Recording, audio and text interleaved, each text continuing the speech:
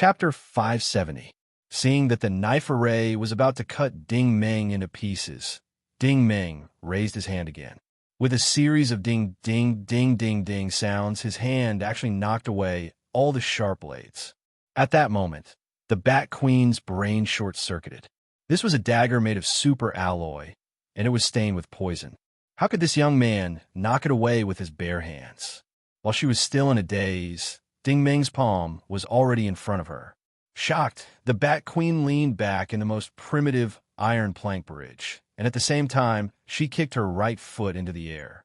A sharp black steel spike popped out of the ankle bracelet with a clang, and the steel spike was aimed at Ding Meng's crotch.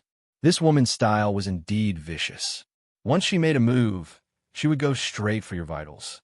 Of course, Ding Meng's style was that if you were strong, he would be stronger than you. This was because Ding Meng's body was like a carp leaping over the dragon gate, but his hand was much faster than the Bat Queen's foot. He grabbed the back of the Bat Queen's neck first. The Bat Queen, who was leaning back, suddenly stood up straight. Naturally, the steel spike missed. Whoosh, whoosh, whoosh. Ding Meng somersaulted a few times and landed far away. After he stood still, he clapped his hands and smiled. "What other magic weapons do you have? Show them to me." The Bat Queen's expression changed. She snapped. "Who the hell are you? I should be the one asking you that question." Ding Meng stopped smiling. "You're a light speed user at the combat master level. Why are you working for the Iron Man? It's none of your business." The Bat Queen replied coldly. "There are many men who want to hit on me. Since when did it become your turn?" Ding Meng's expression also turned cold. "It seems that you don't want to cooperate." After that, Ding Meng moved forward again and slapped her. This set of movements was really ordinary, but in the Bat Queen's eyes, it was not the case. Ding Meng's aura suddenly increased by a lot, and she could not open her eyes. The slap seemed to have come, but it did not seem to have landed. While she was still bewildered, Ding Meng had already appeared in front of her like a ghost. With a paw sound, her palm grabbed her neck and lifted her up with one hand without mercy. Woo! The Bat Queen's face instantly turned red, and she struggled with all her limbs. "I'll give you a chance." Ding Meng threw her away. The Bat Queen rolled a few times on the ground, clutching her neck and coughing violently. After a long time, she suddenly raised her head, and there was a hint of coldness in her eyes. "If you dare give me a chance, you must die today." Her reaction was already within Ding Meng's expectations. Ding Meng did not hold back and slapped her again. However, the Bat Queen could not dodge this invisible slap. Ding Meng lifted her up again and threw her away again. This time, the fall was a little tragic. The hem of her gauze dress was rolled up, and some parts that should not be exposed were exposed. The Bat Queen was embarrassed and angry. She did not care about her breathing and immediately jumped up to kick Ding Meng. Slap! Ding Meng's palm grabbed her neck for the third time. "I can give you another chance." With a plop, the Bat Queen fell hard. This time, she rolled on the ground at least 7 or 8 times. In fact, it was not that she was weak, but Ding Meng had transmitted a large amount of energy into her body, and it was very difficult for her to operate her origin. "You bastard, go to hell." The Bat Queen got up and appeared behind Ding Meng in a flash. This time, she spat out a silver thread from her mouth. The silver thread wrapped around Ding Meng's throat like lightning. She gritted her teeth and pulled back hard, and Ding Meng's head was separated from his body. At least, she thought that it was separated. However, the next moment, a rough hand grabbed her from behind, grabbed her throat again, lifted her up, and threw her away. It turned out that she had only caught Ding Meng's mirror image. His real body was already behind her. "I can give you another chance," Ding Meng said expressionlessly. "I want to see what else you have up your sleeves." The Bat Queen sat on the ground. This time, she did not get up because she could already see that Ding Meng was not giving her a chance. In front of Ding Meng, she had no chance at all. She simply raised her chin and said, "Come on, come at me.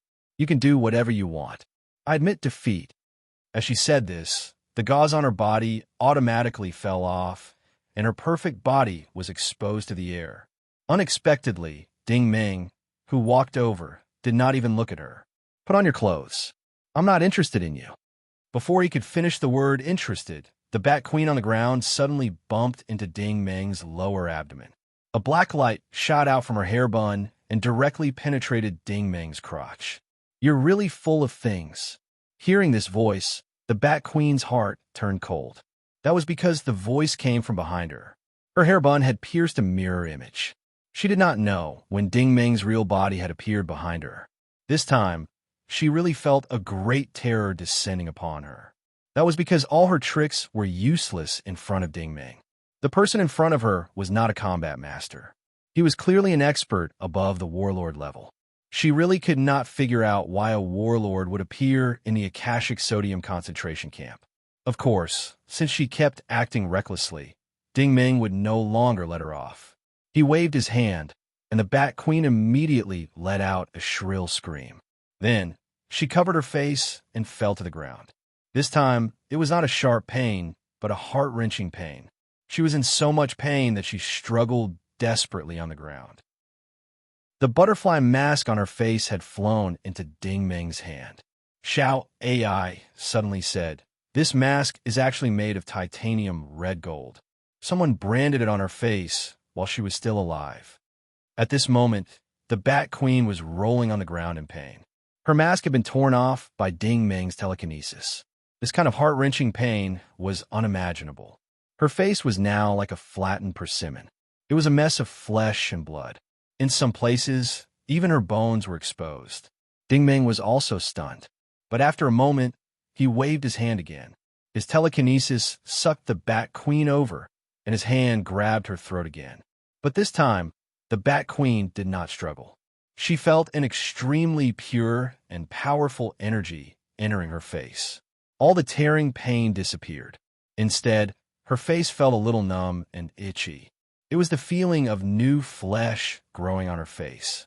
After a long time, Ding Meng put her down and said calmly, "Before you put on this mask, your face was not bad."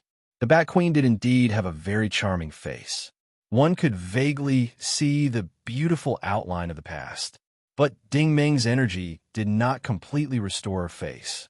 Now, her face looked like half of a mossy face with green hair. But the Bat Queen was shocked. "You actually restored more than half of my face? You can do that?" Ding Meng said, "I can also detoxify the poison on your face." The Bat Queen was dumbfounded. Really? Ding Meng waved at her. "Come here." His words were like magic. The Bat Queen walked towards him in a daze. She did not know whether to believe him or not. Ding Meng suddenly hugged her slender waist, lowered his head, and kissed her. The Bat Queen immediately froze, as if she had been electrocuted. She thought Ding Meng was going to force himself on her, but that was not the case. Ding Meng only licked half of her face. With that, all the green hair receded at a speed visible to the naked eye. Now, her face looked like it had been washed, leaving only a layer of green luster on it. The Bat Queen was obviously aware of this change. She was really surprised and happy. Ding Meng immediately waved his hand and interrupted her. "Don't be happy too early. I didn't eradicate it for you." It was not that he did not want to eradicate it, but his strength had not fully recovered. The K virus in his saliva could not be completely detoxified. Don't even think about it. Even if I completely eradicate you, you still have no chance in front of me, Ding Meng said as he threw the mask to her. The reason why he used saliva instead of blood was that he was worried that this cunning woman would cause trouble. Leaving something in his hands could make her behave. Sure enough, after the Bat Queen put on the mask, her eyes flickered. Who are you?" Ding Meng said. "What about you? Who are you?" A light speed and biochemical warlord who was poisoned, his strength regressed a lot, was branded with a mask, and appeared in a concentration camp in the Steel Main territory. What's the reason? There was a trace of resentment in the Bat Queen's eyes, but it was just a flash. Her eyes dimmed, and she said in a low voice, "Anyway, thank you, Ding Meng." "Oh no, it's Mr. Ting." Seeing that she was unwilling to reveal, Ding Meng did not ask more. He changed his words and asked, "What does Lian Luo want me to do?" This was the question he was most concerned about. He had long felt that something was wrong. The Bat Queen was silent. "He must want you to go somewhere to help him find treasure." "Find treasure?" Ding Meng was curious. "What treasure?" The Bat Queen did not answer him directly. Instead, she changed her words. In this concentration camp, what kind of people do you think are the most common? There was no need to answer this question. The miners and coolies made up the majority. However, other than the steel-maned people, most of the coolies were soldiers of the Empire. Among these soldiers, most of them were scouts, collectors, miners, and statisticians. These were all soldiers who were captured in the fertile chalk theater of operations. Ding Meng pondered and said, "You're saying that Lien Luo wants to select a group of people who are good at excavating to go to a secret place to help him dig for treasures, and these people must be humans?" The Bat Queen nodded. Ding Meng frowned. "Why doesn't he do these things himself? Why does he want humans to do it?" The Bat Queen said, "Because the place they're going to is most likely a territory controlled by the Norse Empire." Ding Meng was surprised. "Oh," the Bat Queen said, "although the frogmen are gradually gaining the upper hand in the fertile chalk system, it is only on the surface. In fact, the ones who control the core interests are still as humans." Ding Meng narrowed his eyes. "Tell me more." Chapter 571. The Fertile Chalk Galaxy was a peculiar galaxy that was located between the Norse Empire and Pan's Galaxy. From the outside, this galaxy looked like a sharp sword piercing through the center of a windmill. It was colorful and beautiful. The tip of the sword was aimed at the Frogman Kingdom, while the hilt was in the hands of the Norse Empire. The center of the windmill was a galaxy that neither side dared to venture into. The reason why it was called the Fertile Chalk Galaxy was because this galaxy was too complicated. Whether it was the terrain or the structure, it was something that the research teams of the major countries could not understand. The conflict between the Empire and the Frogmen had always been on the left side of the windmill. In fact, the armies were always fighting on the periphery. Only sporadic forces entered the windmill. For years ago, the Frogmen were basically forced to retreat from the tip of the sword by the Empire. It was only in recent years that they slowly counterattacked and were basically able to gain a foothold in the sword tip. At this time, the Empire's army took the initiative to retreat tens of billions of kilometers. On the surface, it looked like the Frogmen had the upper hand, but in reality, everyone had overlooked a problem. Only sporadic forces entered the windmill. Compared to before, they could not get close to the windmill. The Frogmen now had a slight chance, but the overall situation of the Fertile Chalk Galaxy was still firmly in the hands of the Empire. Ding Meng hesitated. Is Lien Luo a galactic unregistered resident? Galactic unregistered residents were similar to mercenaries and hunters. However, the mercenaries accepted missions from their employers, while the unregistered residents were stragglers who took the initiative to find things to do. Of course, while they were stragglers, the unregistered residents still had some skills. They often fought alone and dared to venture into the depths of the galaxy. To put it bluntly, they were risking their lives to make money. However, once the unregistered residents found something, the returns were usually very high. They did not open for business for 3 years, but once they opened, they would eat for 3 years. The Bat Queen said, "Lien Luo and Sam are partners. Sam provides excellent labor, and Lien Luo loses money to him in the arena." Ding Meng nodded his head. This transaction was actually not bad. Sam had earned 8 to 10 million star coins in one go. At most, he would lose a bunch of workers. On the other hand, once Lien Luo found something good, the money he lost to Sam would be nothing. What do they usually find? Ding Meng asked again. The Bat Queen said silver core stones, inverse source crystals, diamonds, gold, platinum, titanium, molybdenum, and so on. After the Imperial Army retreated, I heard that some people even found krypton gold in the deep star field. In short, they do all the valuable business. Ding Meng nodded again. He had long heard that the Federal Empire had many natural inverse source crystals, and they were all produced in the fertile chalk star system. Therefore, not only was the fertile chalk star system at war all year round, but the situation there was also extremely complicated. Other than the military forces, there were also various civilian teams mixed in. Those who did not have any ability would be courting death if they entered. Then, has Luo Tao ever found a treasure? Ding Meng continued to ask. The Bat Queen said, "Definitely, but I don't know what it is exactly." Ding Meng suddenly looked up and stared at her. "If I'm not wrong, those who helped him probably didn't have a good ending, right?" The Bat Queen shut up this time. They were not fools. If there were really laborers who helped Lien Luo get something good, there was no reason for the concentration camp to let them go. The so-called prisoner exchange was actually a pretense.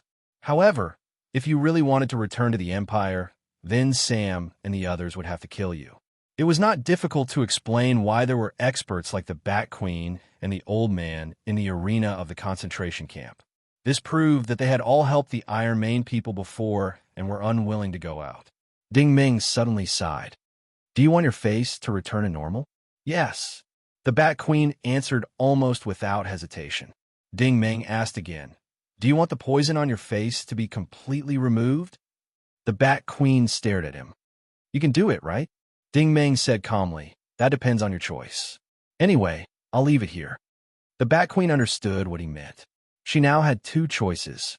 She could choose to stay in the concentration camp and continue to be the Iron Mane people's lackey. At least her life would not be in danger, or she could choose to stand on Ding Meng's side. The benefits were that she could recover her face and strength, but the price was that she might not be able to return. The Bat Queen was silent for a long time before she said, "How did you see that I was holding back in the arena? If I can see it, then I can see it. If I can't, then I'll never be able to see it." Ding Ming's seemingly profound answer was actually to scare her. What couldn't he see with his telekinesis vision? As soon as he released his telekinesis, Ding Ming knew that there was an origin point on the face behind the mask. The ability to retain one's face definitely belonged to the biochemical branch of the mutated category. The Bat Queen also knew martial arts like instant afterimage. It was obvious that she was a dual elementalist. There were only two possibilities for a dual elementalist to this extent. One was that her strength had regressed after being injured, just like Ding Meng's current situation. The other was that she was deliberately hiding her strength. Ding Meng was both, and so was the Bat Queen. That was why Ding Meng had made such a strange request to Lien Luo. He didn't want anything else but women. It was normal for Lien Luo to agree. For the animals in the concentration camp, women were more valuable than expensive metals, let alone women like the Bat Queen. At this time, the Bat Queen's clothes had fallen to the ground. Her naked body walked straight toward Ding Meng. She had used her actions to tell Ding Meng her choice. Sometimes, men yearned for freedom and dignity, but women cared more about their appearance and body. After just one glance at the Bat Queen's body, Ding Meng felt his mouth go dry. "You should put on your clothes. I'm not interested in this." The Bat Queen was stunned. It was the first time she had seen such a strange person like Ding Meng. How could such a young man not be interested in a woman like her? Who would believe that? Ding Meng said indifferently, "Do you think I lack women?" The Bat Queen thought about it and felt that Ding Meng's words were reasonable. As long as a source power warrior was willing to nod his head, countless women would flock to him. Of course, if she knew Ding Meng's true strength, she would probably be willing to be one of dozens of lovers without hesitation. "Then what do you need me to do?" the Bat Queen asked. Ding Meng pointed into the distance. "I want you to rest in the sensor cabin now and wait for the Steel Mane people to notify us." The Bat Queen was surprised to hear this request, but she did not ask much. Ordinary people could not understand the thoughts of experts. As soon as she entered the sensor cabin, Ding Meng immediately sat down cross-legged to rest. Ding Meng wasn't cultivating. Instead, she was using her psychic vision to spread out. Little Rascal and Little AI were reading the system and database of the probe ship. At the same time, Ding Meng could also use their vision to spy on everything happening on the starship. In fact, when Ding Meng was sent to the room to rest, the starship had already taken off. The Bat Queen had not lied to him. Lien Luo's probe ship's target was the Fertile Chalk system. It took a big detour to avoid the front line of the Frogman's war zone, which was the Sword Tip system. Then, it circled to the right wing of the entire system and entered the Pinwheel star from the center. Because they were afraid of causing too much noise, the probe ship used short-distance transmission to advance. Of course, this was based on the premise that they avoided the routes of the major fleets. By the time they entered the pinwheel star's periphery, 8 months had passed. At this time, the starship could only fly normally. From little AI's vision, Ding Meng found that there were many meteorite clusters and belts outside the star's periphery. It was similar to the periphery of planet Extreme Flame. It was very difficult for large starships to enter, unless they were like the Conqueror, which had a few years of energy and then used a space bomb to enter. The cost of this was very high, so if the military wanted to enter on a large scale, they would have to think carefully. It was best not to act rashly before they had a clear target. Secondly, there was a lot of interstellar dust in the periphery. It was like a thick fog that enveloped the entire star region. This dust had already formed a fog-like nebula, and the complexity of its composition was unprecedented. Asteroid belts, interstellar dust, dark matter, starship wreckage, energy impurities, as well as all sorts of strange magnetic fields, strong electricity, weak energy, radiation, mutation, and so on intertwined together, forming a natural barrier. The periphery was completely a chaotic world. Compared to the screen here, the barrier at the periphery of Cyprus' ancient planet was child's play. This was because the periphery stretched for tens of billions of kilometers. Ding Meng began to understand why the Empire and the Frogmen had been at war for so many years. It was all because of this interstellar terrain. Progress was too slow, and no one dared to rashly enter. This was like a treasure hidden in the thorns of a forest. They could only use the surgical method to peel off the skin bit by bit and slowly explore. At the same time, they had to be wary of the movements of other hunters. Thinking of this, Ding Meng was somewhat impressed by Lien Luo's interstellar illegal activities. As the saying went, wealth comes from danger. Breaking in with a small amount of private forces, there was no need to worry. In fact, after entering the periphery, Ding Meng also noticed an interesting phenomenon. On the way here, the exploration ship encountered many individual starships belonging to the Frogmen and humans. They were all well-hidden exploration ships and reconnaissance ships. Everyone had one thing in common, and that was that there were no markings on the hull of the starships. There was a tacit understanding between them, and they did not send signals or interfere with each other. They went their own routes and lived together peacefully.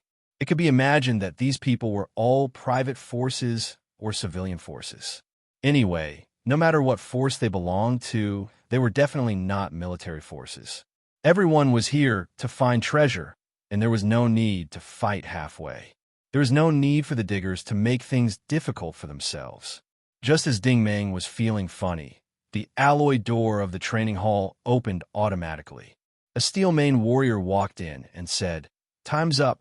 Everyone get ready to go." Ding Meng was a little helpless. He could only retract his telekinesis. Xiao AI's reconnaissance vision could only monitor the interior of the starship. She could not see the situation in outer space. Chapter 572.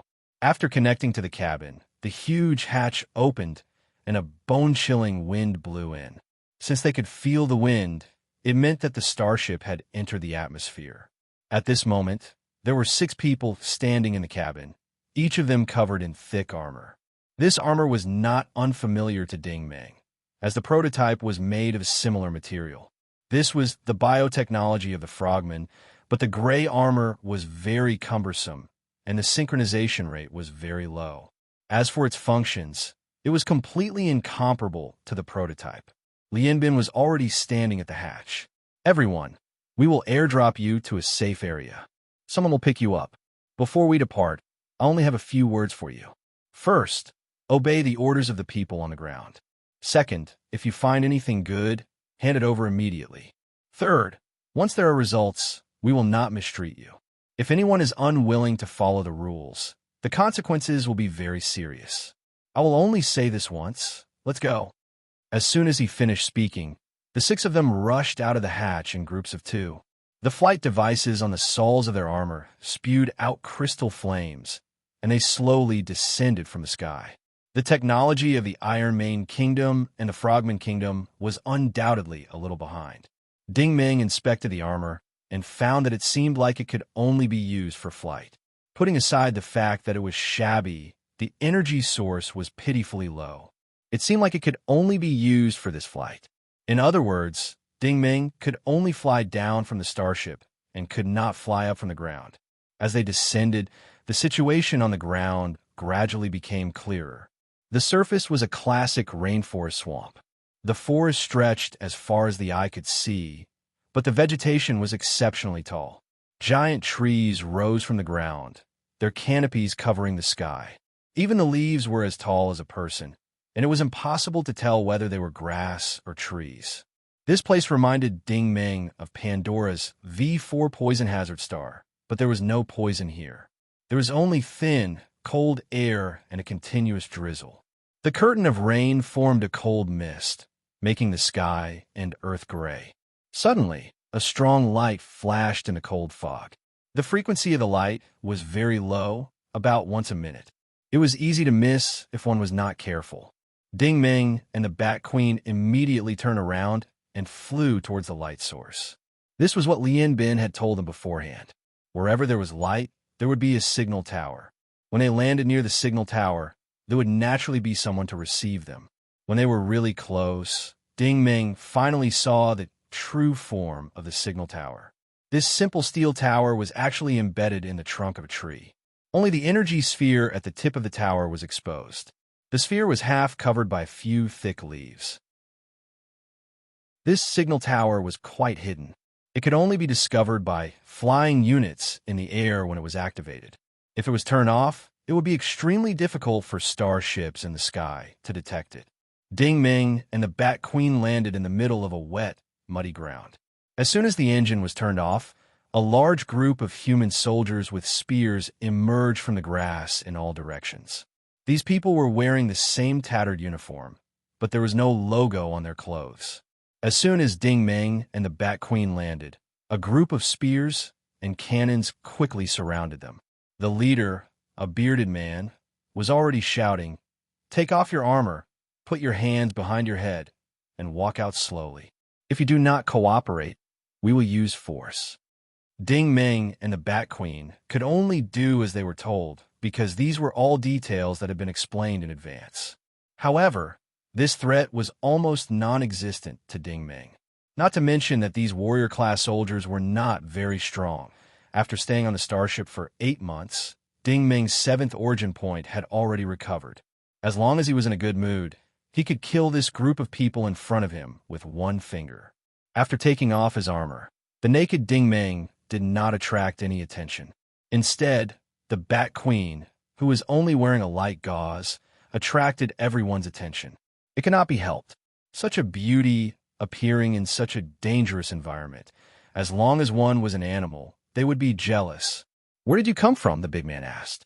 Ding Ming said calmly, "Commander Lien sent us here. It's a newcomer." The big man sighed in relief and waved his hand lightly. Everyone immediately put down their weapons. At this time, Little Rascal spoke up. "Ding Ming, this planet doesn't seem to have any communication signal. Maybe it's because of the outer nebula and the strong electromagnetic field in the atmosphere. I detected that the ion and quantum signals can't be transmitted." Ding Ming also noticed that the big man was not wearing a wristband. Instead, there was a wireless communicator hanging from his chest. It looked like a very old walkie-talkie. Sure enough, the big man took off the walkie-talkie and whispered a few words before coming up. "Name?" Ding Ming did not care. His identity could only be found in the Empire's military database. There was no way this place could establish a connection with the Norse Empire. Ding Ming. As soon as he answered, the Bat Queen also took the initiative to speak. "Susia." The big man obviously had not heard of these two names. This was also the first time Ding Ming heard the Bat Queen's name. "Take off your mask." The big man ordered again. Susia said coldly, "Sorry, I don't have a habit of doing that." The big man was a little dissatisfied. No one is allowed to hide their true face here. Susia's voice became even colder. "I'm ugly. I'm afraid I'll scare everyone." None of the people present believed this. A woman with such a figure couldn't have a bad face. "If you don't want to take it off, I'll help you." The big man, said as he stepped forward and reached out to touch her face. However, as soon as he reached out, Su Xia waved her arm gently. The big man felt an irresistible force bouncing off her hand. He was immediately knocked back 5 meters before he could steady himself. There was a series of clattering sounds. Everyone raised their guns again and aimed at Su Xia. Su Xia said coldly, "I already said that I'm afraid of scaring everyone." The big man stared at her, and his expression became serious. After a long time, he waved his hand and said, "Put your weapons away." He obviously had a good eye.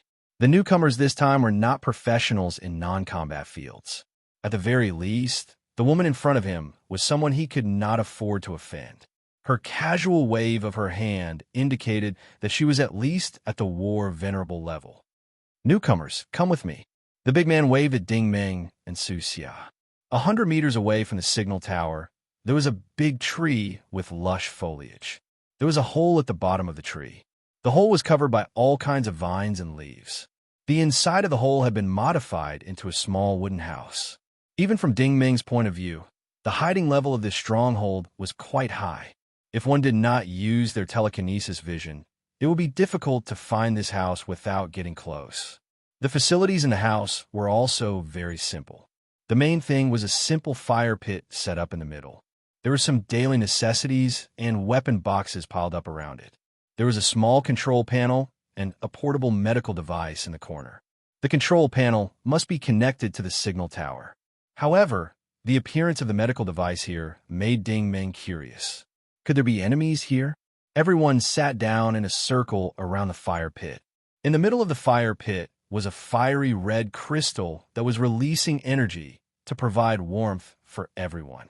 The big man pulled out 2 sets of uniforms from the daily necessities and threw them over.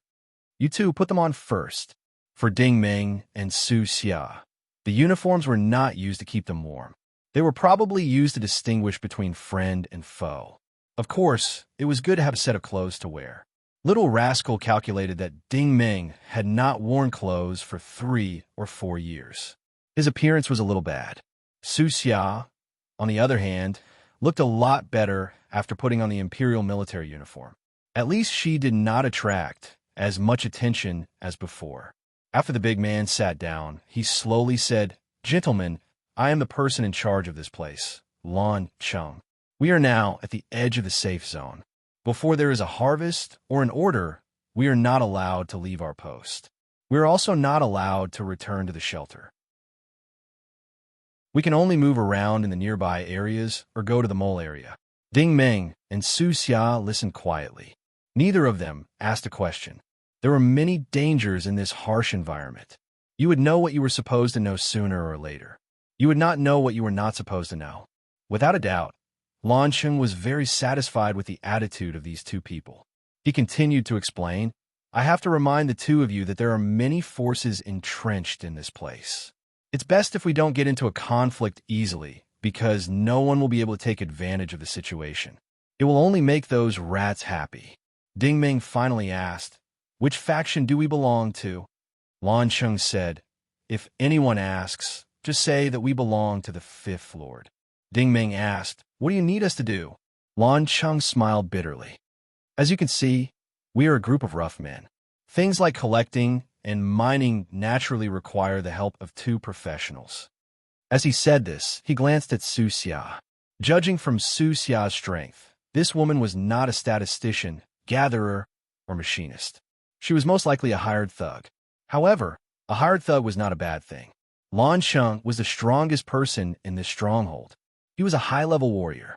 Even if he encountered a slightly stronger enemy, he would not be able to enter the mole area. "This group of people is a reconnaissance team, right?" Su Xia finally spoke. Lan Chung blushed a little. He did not expect the cold beauty to have such sharp eyes. She could see through his group with just one glance.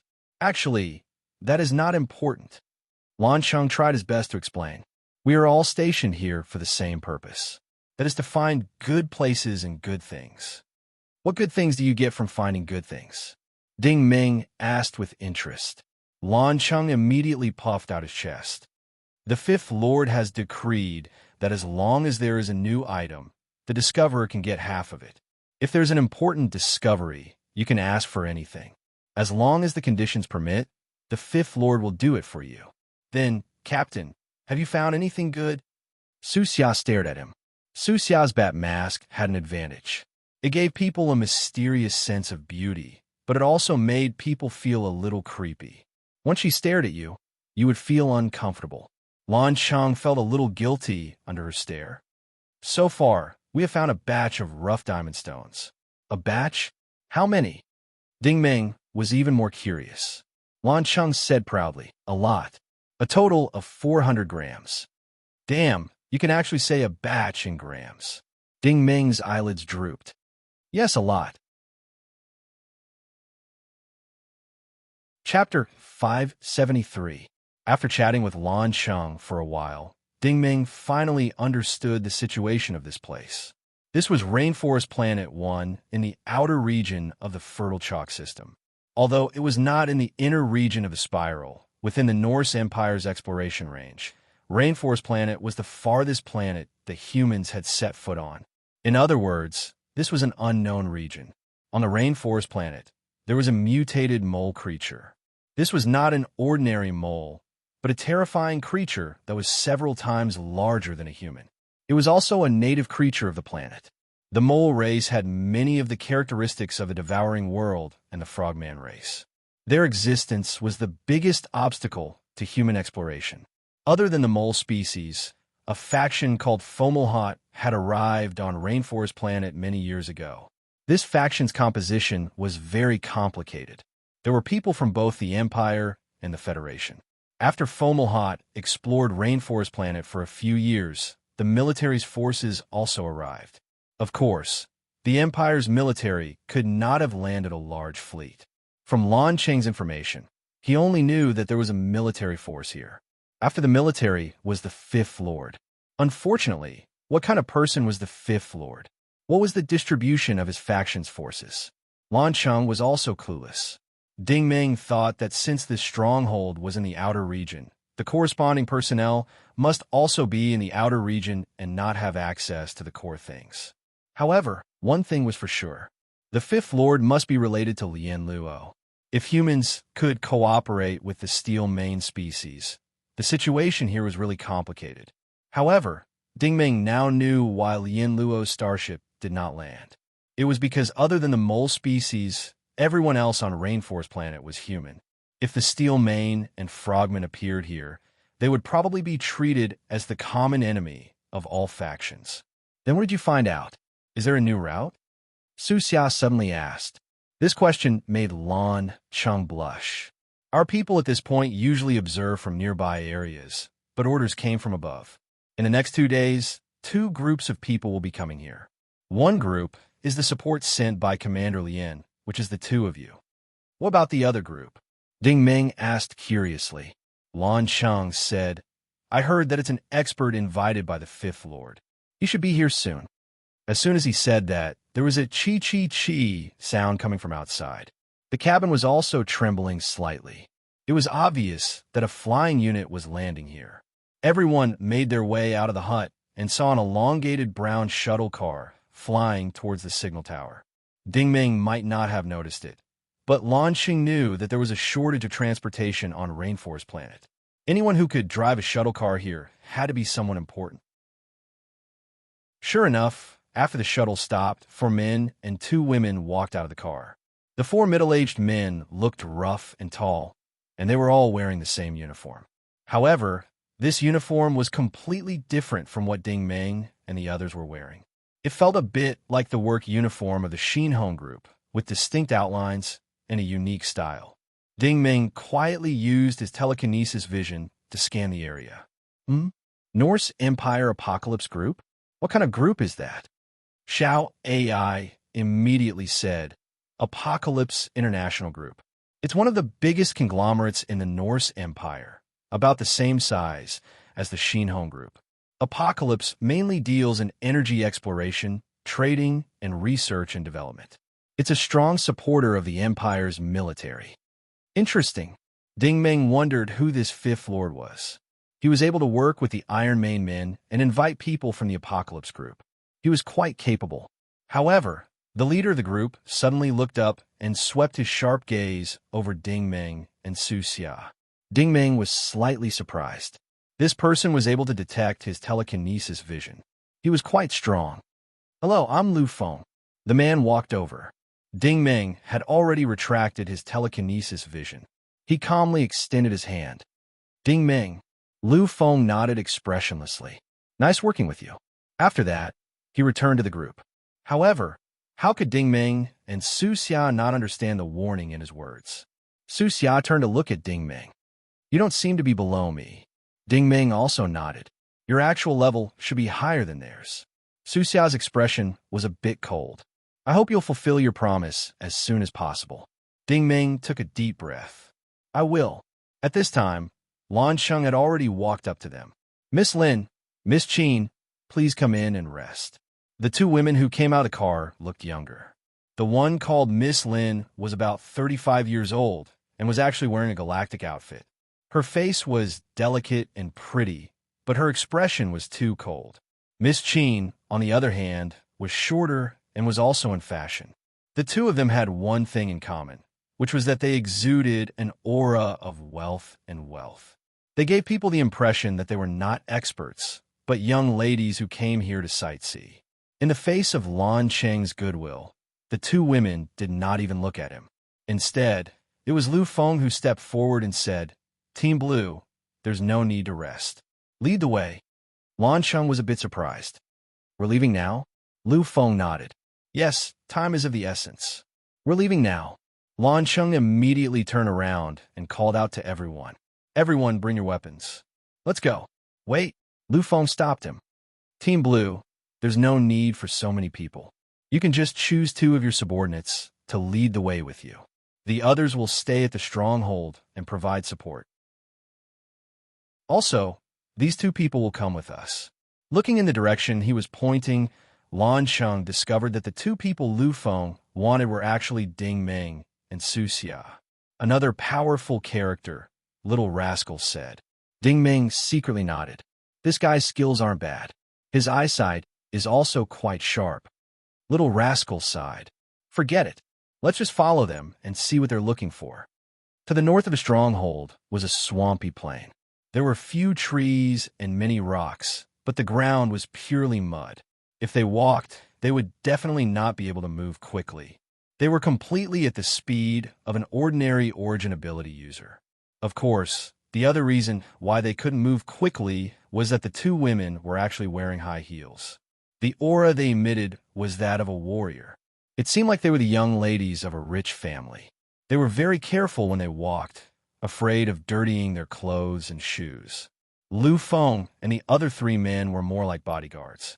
They even helped the 2 young ladies carefully take a detour. Lan Sheng did not dare to say anything about this. Since Lan Sheng didn't say anything, Ding Meng and Su Xia were even less likely to say anything. According to Lan Sheng's instructions, Ding Meng and Su Xia walked at the back of the group, making sure that no one was following them. Although the group's advance was slow, their route was abnormally direct. It was practically a straight line heading north. Ding Meng noticed that although there were a lot of swampy plains, they didn't encounter any accidents along the way. It was clear that Lan Sheng and the others were already familiar with this route. "Have you been here before?" Ding Meng suddenly asked. Su Xia looked at him in surprise. "How did you know? How could someone as smart as Ding Meng not know?" Previously, when she asked Ding Meng about the route, he already had this feeling.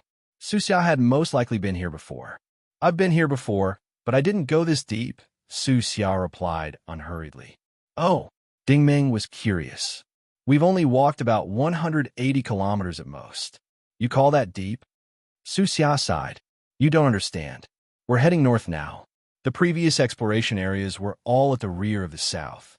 Very few people from the north come here." Ding Meng smiled bitterly. "I really don't understand." Su Xia said, "Everyone has the mentality of wanting to join the fun. Wherever there are many people, everyone will swarm there. Even if they don't find anything in the end, few people will be interested in some deserted areas." Ding Meng understood now. It was not that there was nothing in the north, but that it was too remote. The outermost area might be closer to the treasure trove. The sky gradually darkened. Xiao AI did some calculations and found that the daytime on Rainforest Planet was actually 32 hours long. She wondered how long the night would last. Ding Ming noticed that the swamp was gradually disappearing. The damp mud on the ground was slowly drying up. The rocky mountains in front of them were becoming denser. Lan Cheng and the others stopped on a flat rock. What made Ding Ming speechless was that Lu Feng actually took out a rechargeable blanket from his anti-gravity backpack and laid it on the rock. The other attendants took out various delicacies and drinks one after another and placed them on the blanket. It seemed like they were about to sit down and eat. Ding Ming didn't know whether to laugh or cry. Ding Ming's eyes widened. Damn it, was this a good thing to be in the middle of nowhere? They had prepared a sumptuous feast. Western food, Chinese cuisine, seafood, desserts, noodle soup, and everything else. There were also all kinds of drinks. Just the color alone was tempting. The most eye-catching thing was that there were 2 whole braised chickens. The aroma could probably be smelled from a few kilometers away. Only Lin Qing and Qin Yu were sitting down and enjoying the food.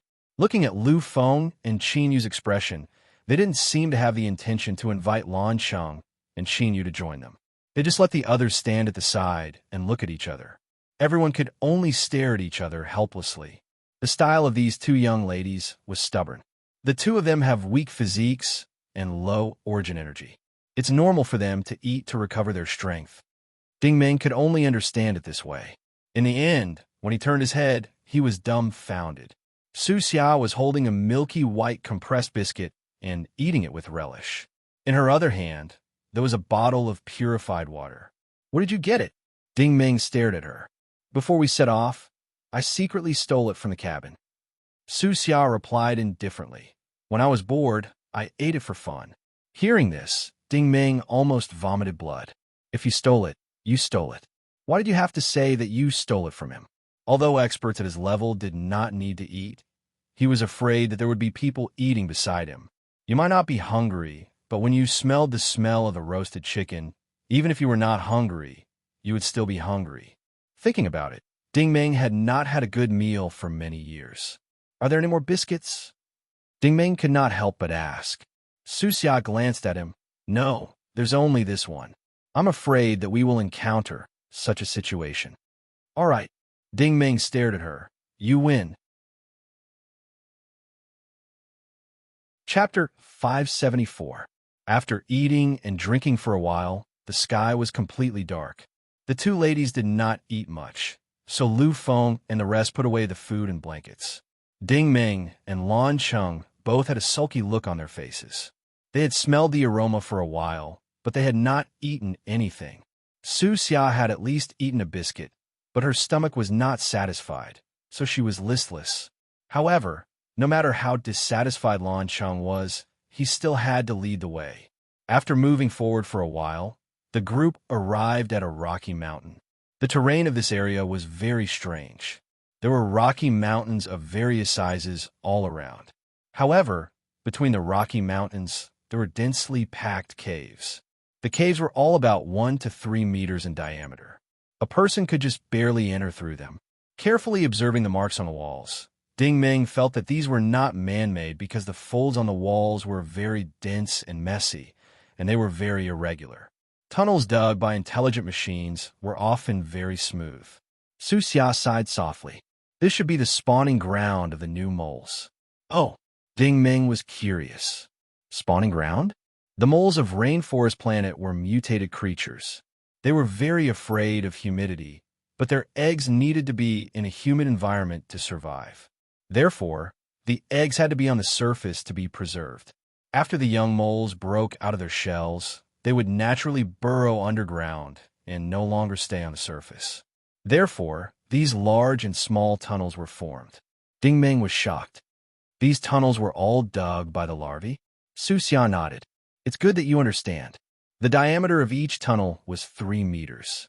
If even a larva was so big, how big would an adult moles be?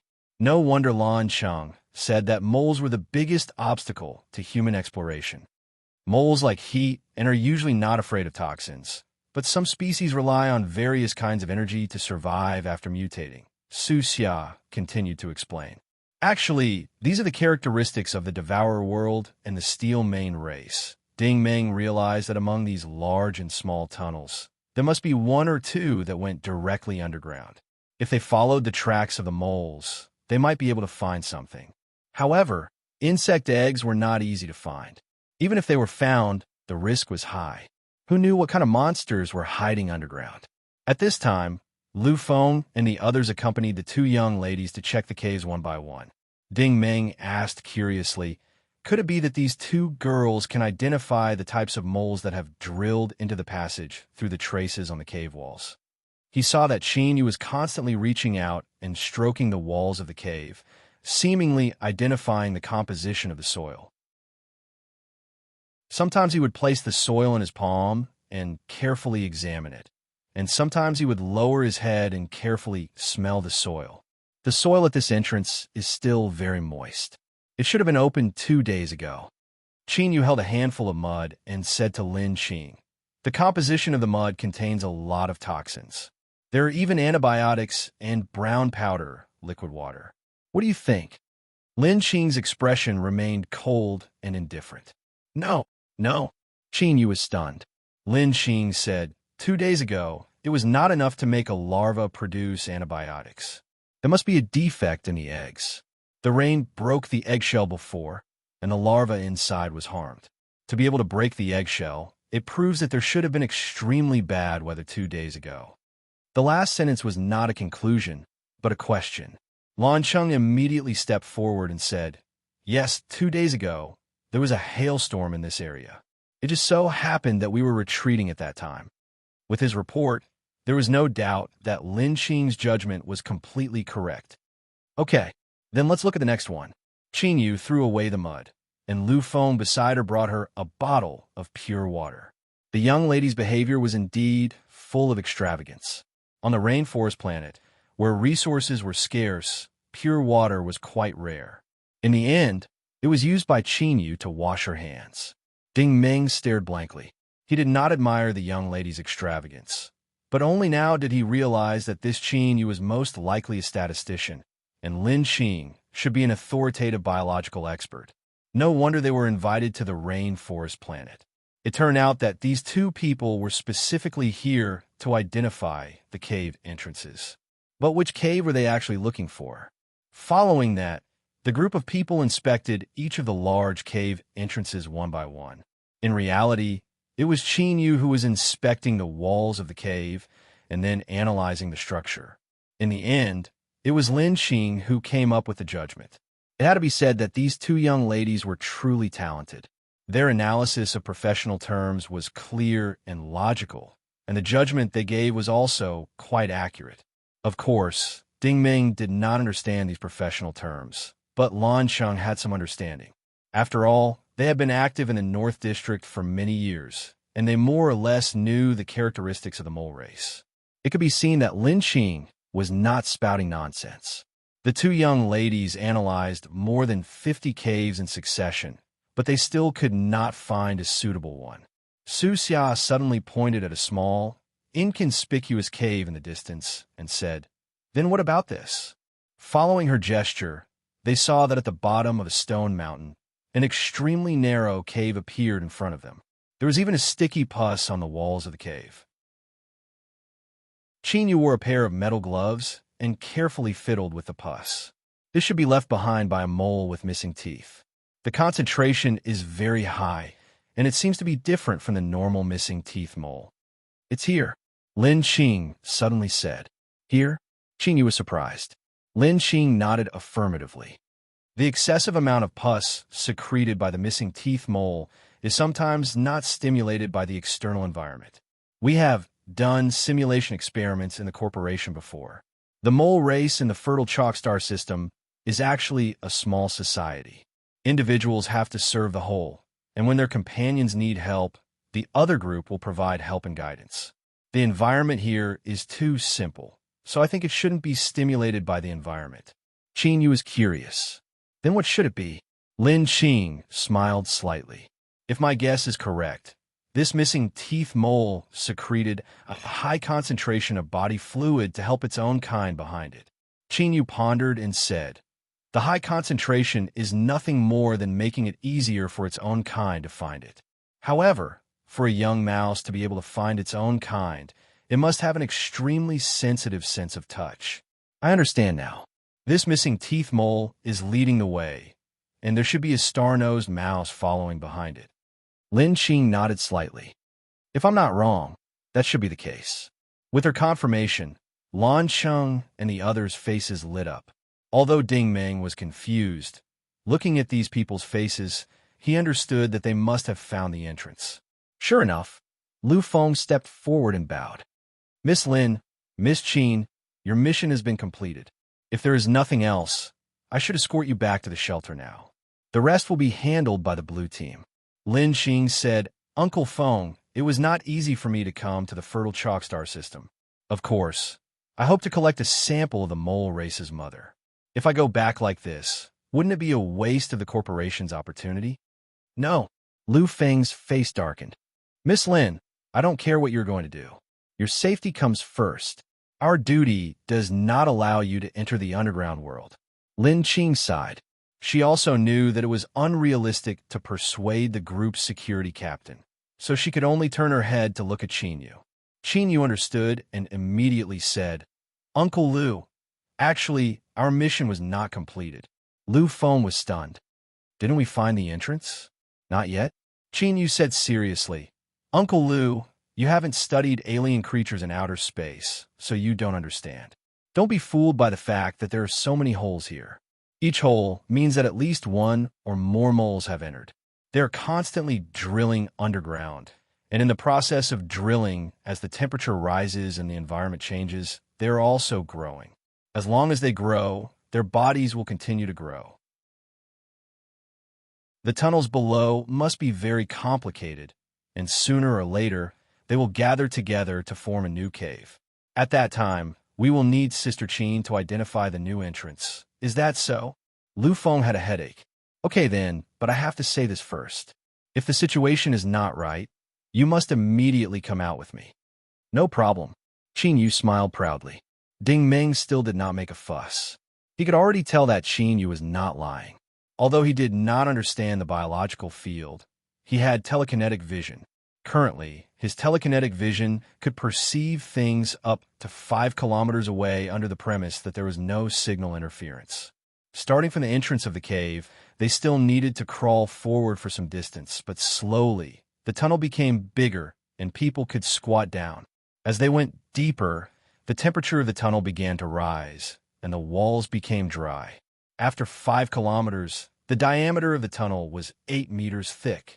Ding Meng could not imagine what kind of behemoth the 8-meter-thick mole was.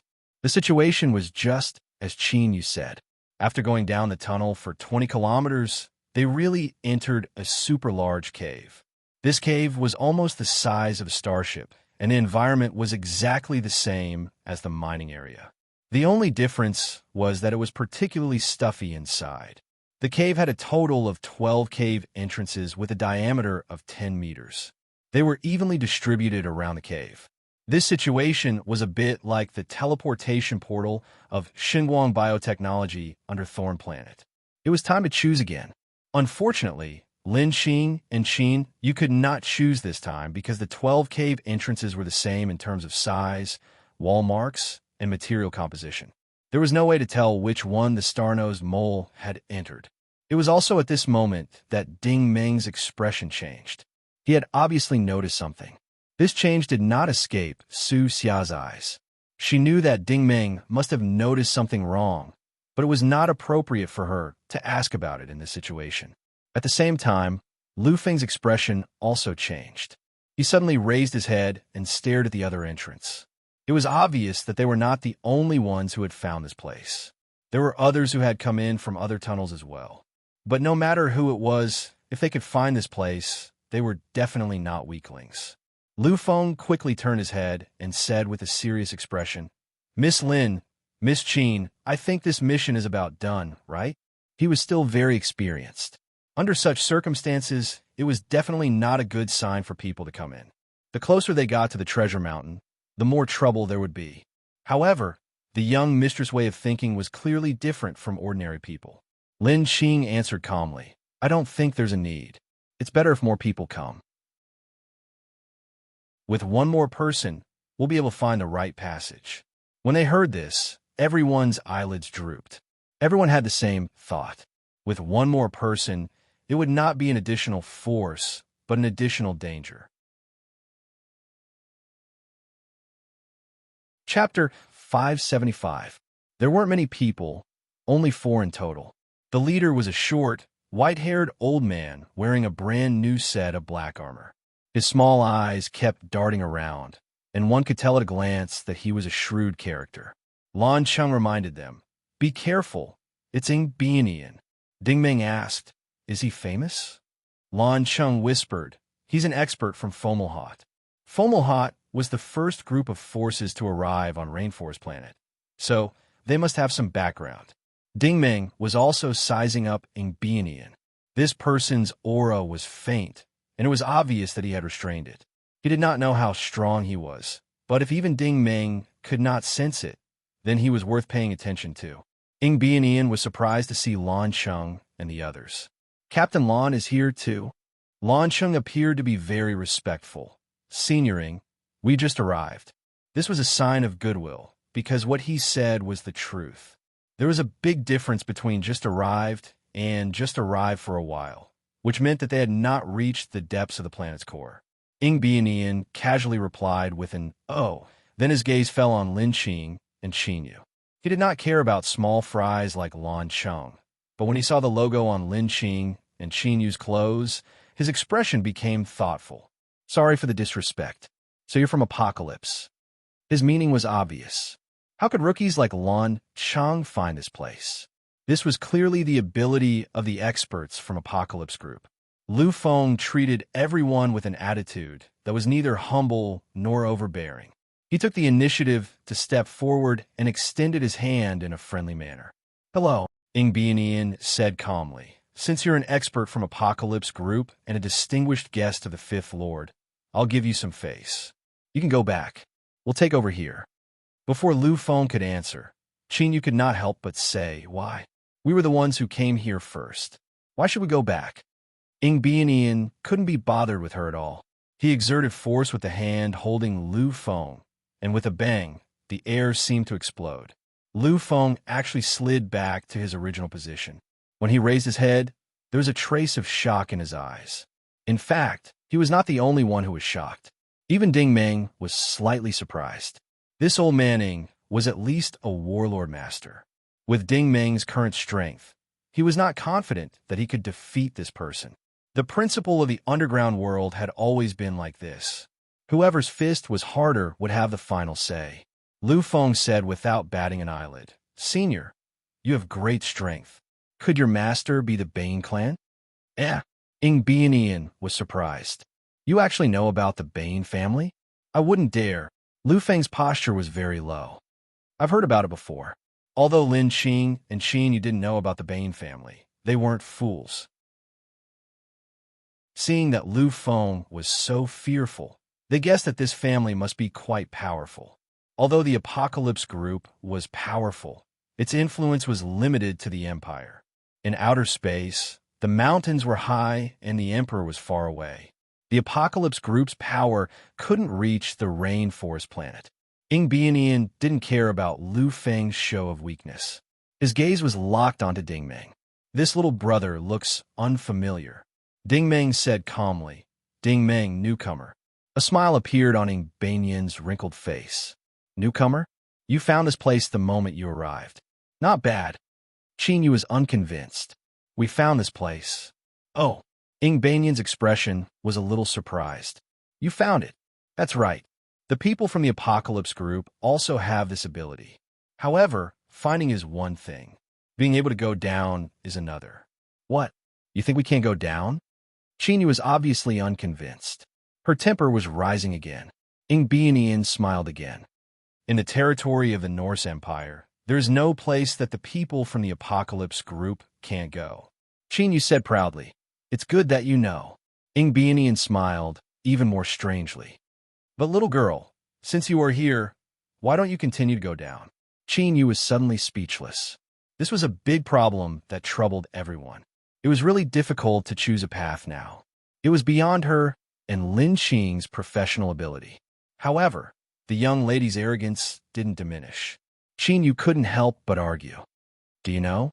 Ing Bianian ignored her and waved behind him. Let's go. The four of them walked toward the cave entrance in the 1 o'clock direction under his lead. This time, Lan Sheng was a little anxious.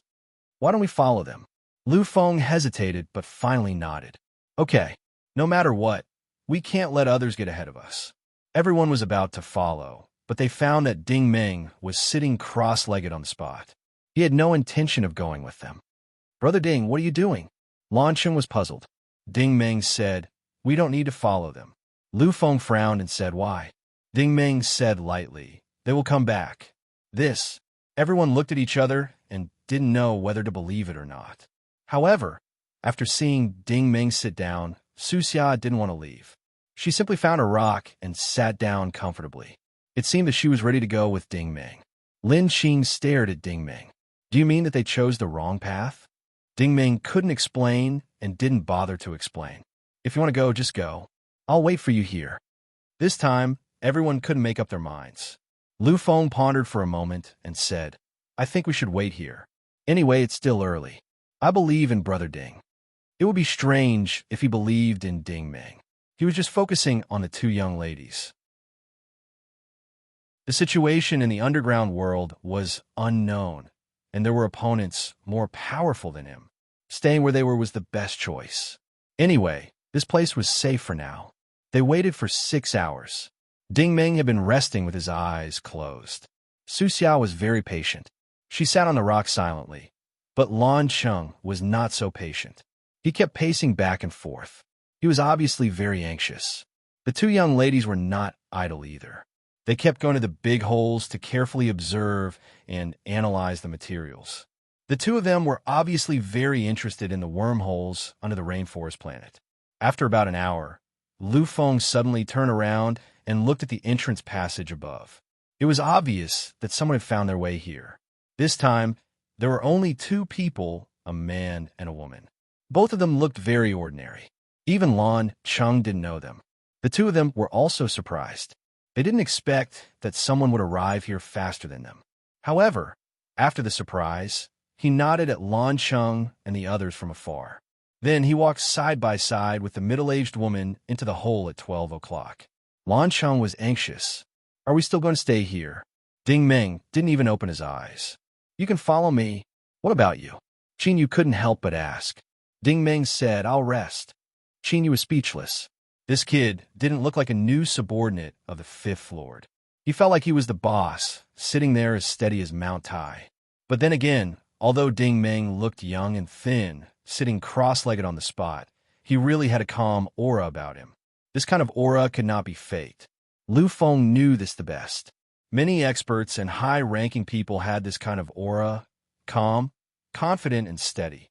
For a moment, everyone was anxious and couldn't make up their minds. Fortunately, at 1 o'clock, footsteps could be heard coming from the passage. The sound was very soft, but experienced people could tell that the person coming was very tired. Bianian and the others had really returned.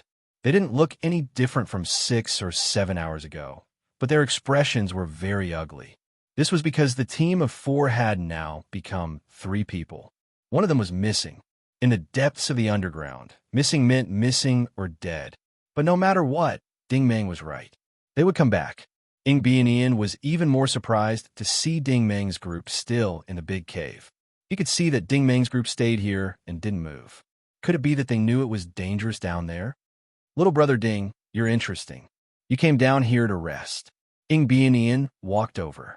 Ding Meng finally opened his eyes. Let's go. Where to? Lan Sheng was a little confused. Lin Qing and Qing Yu were excited. Is it our turn to go down?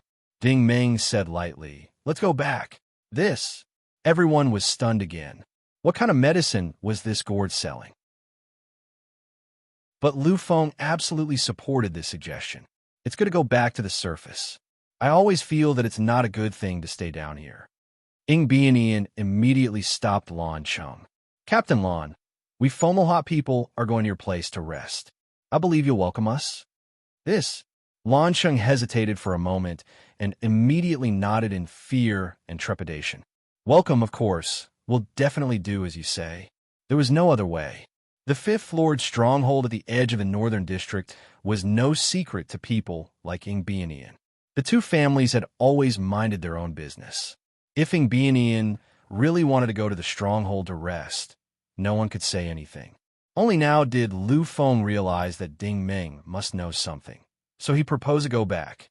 Actually, there was a reason why Ding Ming proposed to go back, because when he came down earlier, he sensed a unique and familiar wave. Others could not sense it, but he definitely knew the energy of the holy tree, that kind of vitality, gentleness, joy, and holiness. The holy tree of the Dashang dynasty, the supergiant tree of planet V4, and the ancient tree of planet McGrady's Island all had the same aura, but there were some differences. The aura of the holy tree in this underground world was very weak, and the strangest thing was that the aura floated out from the various tunnels. It was sometimes absent and sometimes not, and its position changed very quickly. Even Ding Ming could not accurately pinpoint which tunnel the aura of the holy tree was coming from. That was why he was sure that Ingbianian would definitely return. The holy tree was related to the God Stone and even Xinguang technology and the Mao civilization. But no matter what it was related to, the underground world of Rainforest Planet was definitely not ordinary. At least, this underground wormhole in front of him might have what he wanted. Chapter 576. It was already daytime when they returned to the ground. The gray sky was always drizzling, the swamp was still cold and damp, and the lush rainforest was huge and ugly. Lan Sheng was indeed very polite to the young ladies and Ingbianian. After returning to the cabin in the stronghold, he first added a few more crystals to the fire to keep warm, and then sent all his subordinates to the signal tower. He did not have anything good to entertain everyone, and the only thing he had was the pine plum wine. Thus, Ingbianian, Lu Feng, the two young ladies, and the others sat in a circle, drinking and chatting. In fact, they were talking about nothing more than the favorite topic on Rainforest Planet, the mutant mole race. There were some things that even people like Lin Qing and Qin you could think of. In the underground cave in the North District, there were at least hundreds of young mole rats burrowing into the ground. The large cave in the center was divided into 12 tunnels that continued downward. This showed the most common phenomenon. These mutant creatures were alive. The question was, what did they rely on to live? According to the characteristics of the mole race and the environment of the fertile chalk galaxy's large star vortex, there must be energy buried deep in the Earth's core. Whether it was the outer space forces or the imperial military, this energy was something that everyone had always wanted. After eating and drinking for a while, Ingbianian's subordinate hurried in, lowered his head, and whispered a few words in his ear. Ingbianian's expression suddenly changed. Lu Feng frowned and said, "Senior, is there something wrong?" Nothing. Ingbianian quickly returned to normal. He opened a small bottle of wine and said, "By the way, little brother Ding is new. I'm very curious. Do you know his identity?" This old man was very cunning. Although Rainforest Planet was isolated from the outside world, the people of the Apocalypse group should have a way to find out. Lin Qing and Qin Yu looked at each other. They had basically ignored Ding Ming before, but after Ding Ming's godly prediction, everyone paid attention to his opinion. This new coolie was indeed a little strange. Now that he casually asked, Qin Yu could not help but ask, "Uncle Lu, you brought my personal optical computer before we left, right?" Lu Feng's face darkened. "Miss Qin, although the group's database is in the optical computer, without the minister's approval, we can't privately check it." Qin Yu shouted, "I just want to find out where that Ding Ming is from. Is that okay?" Lin Qing chimed in, "Yeah, I think it's good to finish the mission earlier. Let's see what Ding Ming and Su Xia can do for us." Once the two young ladies opened their mouths, Lu Feng had no choice but to take out a mini quantum computer from his backpack. This photon computer was only the size of a palm, but after it was turned on, The screen ran at an incomparably fast speed. The data and images were refreshed at a speed comparable to that of the main control console of a starship. Ingbianian pursed his lips. Regardless of whether the people from Fomalhaut were powerful or not, they couldn't compare to the gadgets of the rich. After all, the Apocalypse Group was a true colossus in the Empire. Even an ordinary optical computer was so advanced. Of course, Qinyu said that she wanted to investigate Ding Meng, but in fact, Su Xia's information popped up first. There were 3 pieces of information on the screen, all of which were roughly selected based on physical characteristics and age. Since Su Xia was wearing a bat mask, the closest information that came out was Su Xia, female, 52 years old, Norse Empire, Inxia International Financial Group. Is it her? Lu Feng asked. It looks like her, but I can't be sure. Qinyu couldn't tell. It looks like her, Lin Qing said faintly, her tone a little unhappy. If it's true, the situation isn't too good. Ingbianian heard the hidden meaning in her words. Miss Lin, do you know something? Lin Qing sighed. I don't know Su Xia personally, but I've heard of this Inxia group many years ago. Lu Feng frowned. What do you mean? Lin Qing paused and said, when I first interned at Apocalypse Group, I heard that the Inxia group was quite famous on a peripheral planet of the Empire. It was a financial company, and the CEO was a woman. I don't know if her name was Su Xia. Qinyu was interested, and then Lin Qing said, after that, the Inxia group went bankrupt and was bought by Apocalypse Group. Qinyu was stunned. It's that simple. Lin Qing shook her head and said, it's not that simple. I heard that the CEO of the Inxia group had a boyfriend when she was alive. During an interstellar trip, her private spaceship was attacked by space pirates, and both of them were kidnapped. The CEO died, but her boyfriend survived. Ingbianian was an experienced person. When he heard this explanation, he couldn't help but sneer. I'm afraid this wasn't an accident. Everyone understood what he meant. There were many accidents like this in outer space, but most of them were man-made, especially the space pirates. No matter how bold they were, they wouldn't dare to do anything to the Empire's citizens. Lin Qing nodded. I don't know the exact reason, but the CEO's boyfriend is working in our company. Lu Feng and Qin were both shocked. Really? Lin Qing said, it's true. This can't be fake. Qin said, who is this person? Lin Qing said, Bai Minggu. Lu Feng's eyes widened. After a long time, he murmured and sighed. Fortunately, this is outer space. Miss Lin, please don't talk nonsense inside the company. Bai Minggu was one of the vice presidents of the Apocalypse Group. It was rumored that this person worked his way up from the bottom to his current position. Not only was he highly regarded by the company's higher-ups, but he was also very respected by everyone. Ingbianian sneered disdainfully. If this Su Xia is really the CEO, I think you guys are in for it this time. Qinyu operated the photon computer again. Ding Meng's information was easily retrieved and displayed in detail.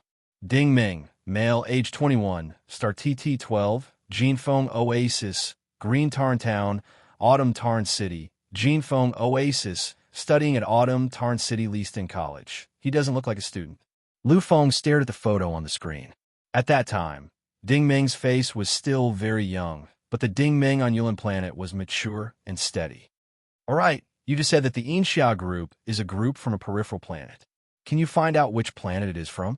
Lu Feng asked. Qinyu adjusted the image, and the screen quickly displayed the information. Star TT12, Suifeng Oasis, Jinfeng Oasis, TCP-121. It seems that they are indeed from the same place, Ingbianian said meaningfully. Of course, he didn't mean to target them. Ding Meng and Su Xia came to Yulin Planet together, so there was nothing wrong with them coming from the same planet. But then, Qinyu suddenly covered her mouth, her eyes filled with disbelief. Everyone looked up again, and their expressions changed instantly. This was because Ding Meng's information had a note. Third-class soldier of the Norse Empire's Special Operations Fleet. Damn, Ingbianian suddenly stood up. I felt that there was something wrong with this kid, but I couldn't put my finger on it. So he's a spy sent by the military. Hearing this, Lan Qingzhen was so scared that his face turned pale. I didn't know either. He's someone appointed by the Fifth Lord to support us. Lu Feng also stood up, his face solemn. Although the Apocalypse group supported the military on the surface, if Su Xia was really the boss of the Yinxia group, Ding Ming would probably turn around and deal with them. At this time, Qin Yu dropped another bomb. Our database can only find this much, but this information is from 9 years ago. 9 years ago, the 21-year-old Ding Ming was actually a third-class soldier of the Empire. According to common sense, Ding Ming should have been an intermediate or advanced warrior at that time. What a terrifyingly talented origin ability user. Now that 9 years had passed, Ding Ming's talent should not be lower than that of a combat master. A 30-year-old combat master was enough to threaten many people. Let Ding Ming and Su Xia in, Lu Feng ordered in a deep voice. Before Lan Cheng could reply, Ing Bianian spoke first. There's no need. Lu Feng was stunned. Why? Ing Bianian said. I just received news that the two of them can no longer be found around the stronghold. Lu Feng seemed to have thought of something. Oh no. No wonder he wanted us to come back. He's using this as an excuse to send us away so that they can go down alone. Ing Bianian sneered. It's impossible for them to eat alone. No matter who it is, they can't escape my pursuit. His confidence was not without reason. Many years ago, he was a member of the Empire's military. His post was the military's most arduous and tiring branch, the field engineer. This branch was extremely good at reconnaissance and tracking. Unfortunately, when this group of people returned to the underground cave, Ing Bianian still found nothing. There are no footprints, no traces, no breath, no smell. There was nothing in the entire cave. Not even a shadow could be seen. Are you sure the two of them came down again? Lu Feng was a little doubtful. From a northern stronghold to here, do you think they can go anywhere else? Ing Bianian asked back. Lu Feng nodded. Ing Bianian's words made more sense. Other than going deep underground, there was no other way to explain where Ding Ming and Su Xia had gone. However, these 12 tunnels were exactly the same. There was no way to determine Ding Ming's whereabouts. How did these two guys do it? They didn't leave any trace behind. Ing Bianian frowned. He really could not figure out. Of course, he couldn't figure out because Ding Ming's trick was too simple. It was nothing more than the set of armor she wore when she landed. He and Su Xia picked it up again and used the little remaining energy to fly into the cave. Only when the energy was depleted did Ding Ming and Su Xia choose to walk. At this point, they were already more than 30 kilometers underground. No matter how hard Ing Bianian and Lu Feng chased after them, there was no way they could catch up. Moreover, Ing Bianian could not figure out Ding Ming and Su Xia's route even if he racked his brains. Ding Ming finally chose the tunnel at the 10 o'clock position. After entering, he did not advance along the tunnel. Instead, he used the old method of mining in the concentration camp. He used his psychic power and catoptric deflection to open a path. Wherever the sacred tree's breath was the strongest, Ding Ming and Su Xia would dig in that area. Even Ding Ming himself did not expect the current situation, let alone Ing Bianian and Su Xia. Chapter 577. Deep in the planet's core, Ding Ming's long sword was like a propeller, constantly opening up a path in front of him. Su Xia followed closely behind him. You actually cultivated telekinesis. Su Xia was a little surprised, but she was not envious. This was not something she could be envious of. Ding Ming said calmly, So, you have a grudge with the Apocalypse group. Su Xia's eyes flashed. Not really. I just have a personal grudge with Bai Minggu. She did not dare to say anything definite. The Apocalypse group was not something a single person could afford to offend. Ding Ming said, I'm a little curious. When your spaceship was attacked by pirates, Bai Minggu survived, but you didn't make it back. Su Xia laughed coldly. He thought I was dead, but I wasn't. The escape pod landed on Beidou, and the mercenaries there saved me. Actually, Ding Ming was no stranger to Beidou. This was a planet located at the border between the Empire and the Federation.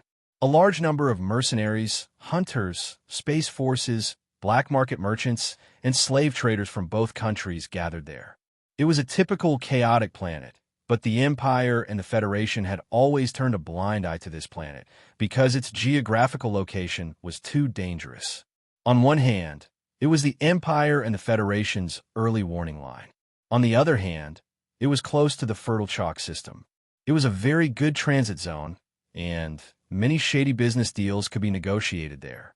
Ding Meng sighed. To be able to survive on planet Sanwu, you do need some skill. He had also experienced this before. He knew that Su Xia, a woman, must have paid a great price to be able to struggle until now. Su Xia laughed coldly. Bomingu didn't die. How can I die before him? Ding Meng said, Did that guy swallow your company later? Su Xia said, He sold my Inxia group to the Apocalypse group. It was because of this that he entered the sights of the Apocalypse group's upper echelons. Ding Meng said, In that case, he got to where he is by stepping on your dead body. Su Xia coldly snorted and said, What I lost, I will take back sooner or later. Ding Meng nodded. As long as I find what I want, I can guarantee that your poison will be cured and your strength will be restored. Su Xia said, You better remember what you said. The poison on my face is thanks to Biming. At this moment, there was another strong fluctuation of the holy tree's aura. Ding Meng said decisively, Looks like we're almost there. The catopter deflection suddenly flew far away, and when it flew out, there was no more mud splashing up, proving that they had dug into an open area. Ding Meng cautiously walked forward and glanced at the interior of the cave. Then, he froze, as if he was frightened by the things inside. Su Xia also moved closer. After a careful scan, she stood in place, dumbfounded. This was a super oval-shaped cave. How big was it? It was the size of a large transport starship of the Steel Main Empire. The ground was at least a few 100,000 square meters. In the center of the ground, a super tree in the shape of a multi-clawed fish rose from the ground. It was at least 200 meters tall, almost the same as the towering trees on Pandora V4. The only difference was that the whole tree was fiery red. The whole cave was stuffy and hot, and the heat source seemed to be coming from the giant tree. But this was not the most important point. With the giant tree as the center, there were countless giant moles resting under the tree. Each of them was frighteningly large, 4 or 5 times larger than an adult Steel Main man. They were densely packed on the ground, forming a sea of moles. People with trypophobia would definitely be frightened by this scene. The most important thing was that the life signs of these mutated moles were very stable. Many of the moles' eyes were open, and they all looked in the direction of Ding Meng. They obviously had the ability to perceive that a small hole had been dug out in the corner of the cave, and it was a human who had come in. To be honest, Ding Meng was also frightened. This scene was very similar to the various monsters under the black gold base. If these monsters swarmed together, they could easily crush you to death. However, Ding Meng did not move because these moles did not move either.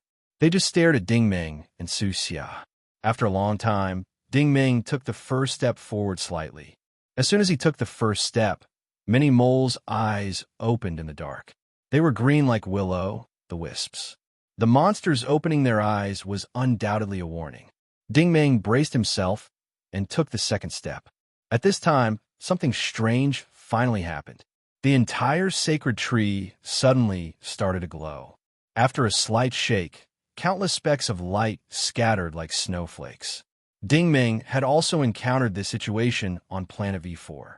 He knew that this was not the sacred tree starting to sow seeds, but the sacred tree had sensed that the chosen one was nearby. However, the specks of seeds were not pure white this time. Instead, they were a gorgeous fiery red. Countless red dots floated towards Ding Meng and hovered around him like countless butterflies. This scene was so shocking that even Su Xia was stunned. You're not a pure human. A muffled voice suddenly rang out in the cave. Ding Meng was shocked. Who is it? You should be able to see me, the voice replied. Ding Meng spread out his telekinetic vision and released his telekinetic particles. He was surprised to find that the sacred tree did not grow from the ground, but from the back of an extremely large mole. This mole was at least as large as a medium-sized starship. It directly occupied half of the cave. Compared to it, the other moles were like ants. They were all curled up all over its body. Ding Meng was shocked. The sacred tree can merge with you. So, this is the sacred tree? The giant rat spoke again. Ding Meng nodded. Yes, the sacred tree's function is to shelter all living things and give them life. The giant rat's voice was full of joy. Young man, you really are not a pure human. It seems that you and the sacred tree are of the same race. The sacred tree immediately reacted the moment you came in. Ding Meng said, I'm still curious. Why is the sacred tree growing on your body? The giant rat seemed to be smiling bitterly. The last time the tree of God reacted like this was a few hundred years ago. There was also a person who came here, but unfortunately, that person never came back after he left. I'm guessing that only the tree of God's own kind can make the tree of God react. Xiao AI suddenly said, Ding Meng, according to the information in my database, this giant rat should be the mother insect of the mole race, which is also the Rat King. The Fifth Lord's forces in Fomalhaut have been searching for this mother insect all these years. The information suggests that the mother insect's location is related to energy. Ding Meng was curious. You've existed for a few hundred years? The Rat King said, yes. 500 years ago, before the frogmen came to the Pan-God Galaxy, the fertile chalk galaxy was a peaceful place. In human terms, the rainforest planet was the home of the mole race. It was also our paradise. At that time, my race could still survive on the surface. Ding Meng said, but now you've all come to the underground world. The Rat King said, the Norse Empire and the frogmen have been fighting in the fertile chalk galaxy for a few hundred years. The entire galaxy has been ruined by their war, and the ecosystem has been fatally damaged. In order to reproduce, my race began to mutate. We had no choice but to come to the underground world to absorb energy. Ding Meng said, there's an energy source underground? There is. The Rat King answered confidently. Ding Meng said, how much is there? The Rat King said, more than you can imagine. This. Ding Meng was shocked. The Rat King said, you don't believe me? Ding Meng said hesitantly, it's not that I don't believe you. I'm just curious why the sacred tree chose you. He did not finish his sentence. In a way, the sacred tree was attached to the Rat King's body. The Rat King was also the chosen one. So why would the sacred tree want the Rat King?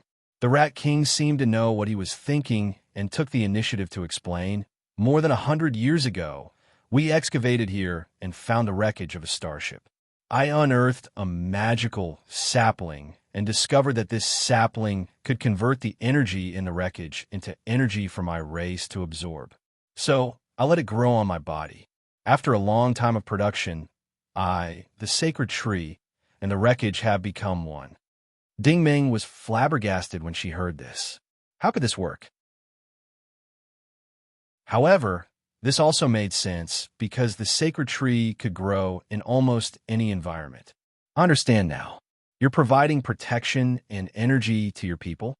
The Rat King said, you can understand it that way. Ding Meng looked at the red stars dancing around him, and his expression became thoughtful. I'm also the chosen one.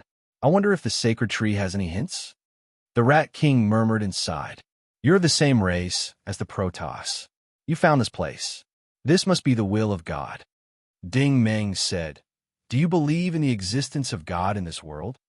The Rat King said, I don't know if there is, but I know one thing. Since a fellow Protoss has come here, there's hope for us to return to the surface. Ding Meng sensed the Rat King's aura. With your strength, can't you go up? The Rat King said, you don't understand. My race mutated because of radiation and magnetic fields. Gradually, we lost our immunity to the cold and humidity. My people can only survive by attaching themselves to me. Although I've absorbed a lot of energy, I can't leave this place rashly because I've fused with the sacred tree and the wreckage. I can't move. Ding Meng said, what can I do for you? The Rat King said, I want you to return to the surface and get Ling Qingshan from the Fomalhaut. Ding Meng was surprised. They have such a thing. I dug it up recently. I hope it hasn't been sent away yet, the Rat King explained. The Rat King explained. Now that Ling Qing Shan is with me, I can use the Tree of God to convert it into genetic energy that can resist the cold and damp. Once it is absorbed by my people, it will be just around the corner for us to return to the surface to live. Ding Meng sighed. As the chosen one of the sacred tree, I naturally believe in you, but I can't do it at the moment. The Rat King suddenly laughed. Do you think I can't see the injuries on your body? This is just a small matter. Chapter 578. The sacred tree once again emitted a fiery red light. It was as if an invisible hand was holding a small crystal bottle as it floated towards Ding Meng. When they saw what was inside the crystal bottle, Ding Meng and Su Xia's eyes widened. It was a small piece of fiery red crystal. It wasn't even the size of a pinky finger, but its surface was rippling like water. From time to time, it would emit a yellow light with hints of red, illuminating the entire cave. It's a reverse source crystal. Little Rascal suddenly cheered. Ding Meng was also shocked. He didn't expect the Rat King to be hiding something like this. Xiao AI's tone was also excited. Once you have the reverse source crystal, you'll be able to recover your full strength in an extremely short amount of time. The Rat King calmly said, I believe you have a way to absorb this energy. However, I must warn you that once you open the crystal bottle, the fluctuations from the reverse source crystal will immediately spread out. With my ability, I can weaken some of the fluctuations in this cave, but they will still spread to the outside. If there are human experts, they will find this place sooner or later. You don't have much time left. Ding Meng didn't say anything else. He sat down cross-legged and closed his eyes. He quickly entered the consciousness space. At the same time, he used his telekinesis to open the crystal bottle and place the reverse source crystal in the center of his forehead. In an instant, the 10 origin points in his body lit up and began to spin wildly. Xiao AI's voice rang out at the same time. The current absorption rate is 200,000 units of origin energy per second. When he had refined the silver core stone in Feiyin City, he had absorbed 2,000 units of origin energy per second. After arriving at the Starbao group, he had absorbed 20,000 units of origin energy per second. This time, he was absorbing 200,000 units of origin energy per second. The absorption rate had increased by 10 times. Even with Ding Meng's current absorption rate of the Diamond Star Fusion Art, this speed couldn't be considered fast. A high-level Battle Saint's origin energy value was 10 billion. So an absorption rate of 200,000 units of origin energy per second could be considered slow. In other words, it would take him more than 10 hours just to absorb the energy into his body. After being refined and converted by the fusion space, he still had to reconstruct the origin points. Conservatively speaking, it would take him at least 20 days. This speed is too slow. We won't make it in time. Xiao AI concluded. Within 20 days, Ingbianian and Lu Feng would definitely find this place. Whether they were a threat or not was secondary. The key was that it was best not to be disturbed during the construction of the origin. Once interrupted, the problem would be very serious. Ding Meng sped up his star fusing art. The long-awaited, suffocating feeling of Mount Tai finally reappeared.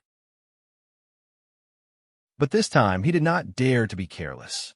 He carefully guided the energy to construct the 8th origin.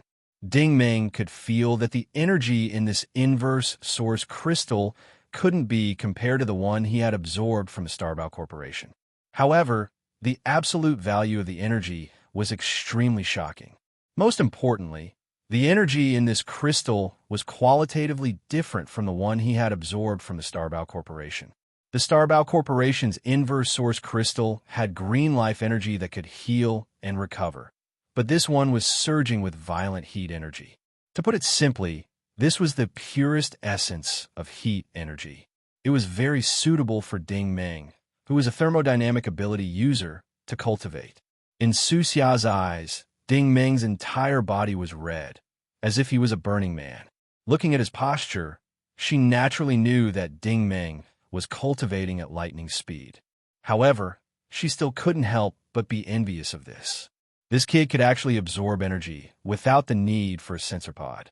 Just as Su Xia was feeling bored, Ding Ming said with his eyes closed, "Sister Xia, come over here and sit across from me." Su Xia couldn't understand what he was trying to do, but she obediently sat down across from Ding Ming. "Give me your palm." Ding Ming continued to give orders. "If you can't take it anymore, immediately tell me to stop." After extending her palm, Ding Ming slapped her palm. Su Xia suddenly felt as if her head was about to explode. An enormous amount of origin energy, which she had never seen before, poured into her body from Ding Ming's palm, activating the origin of her limbs and the origin of her heart. Ding Ming had only one goal in mind, and that was to buy as much time as possible. This was because Su Xia was also an origin energy cultivator who hadn't recovered from her injuries for a long time. Currently, she was still at the combat master level. After the star melting art transformed a portion of the origin energy into Su Xia, not only could Su Xia absorb it, but she could also share a small portion of the enormous pressure brought about by the inverse source crystal for Ding Ming. Previously, when she had absorbed energy from the star rainbow group, the inverse source crystal had been diluted 10,000 times. However, this time, she was absorbing pure energy from the inverse source crystal. The amount of origin energy accumulated in her body was simply shocking. Even though Su Xia could absorb 15,000 points of origin energy per second, it was more or less enough to reduce the pressure on Ding Ming. In fact, it wasn't until now that Su Xia had personally experienced the terrifying strength of this freak called Ding Ming.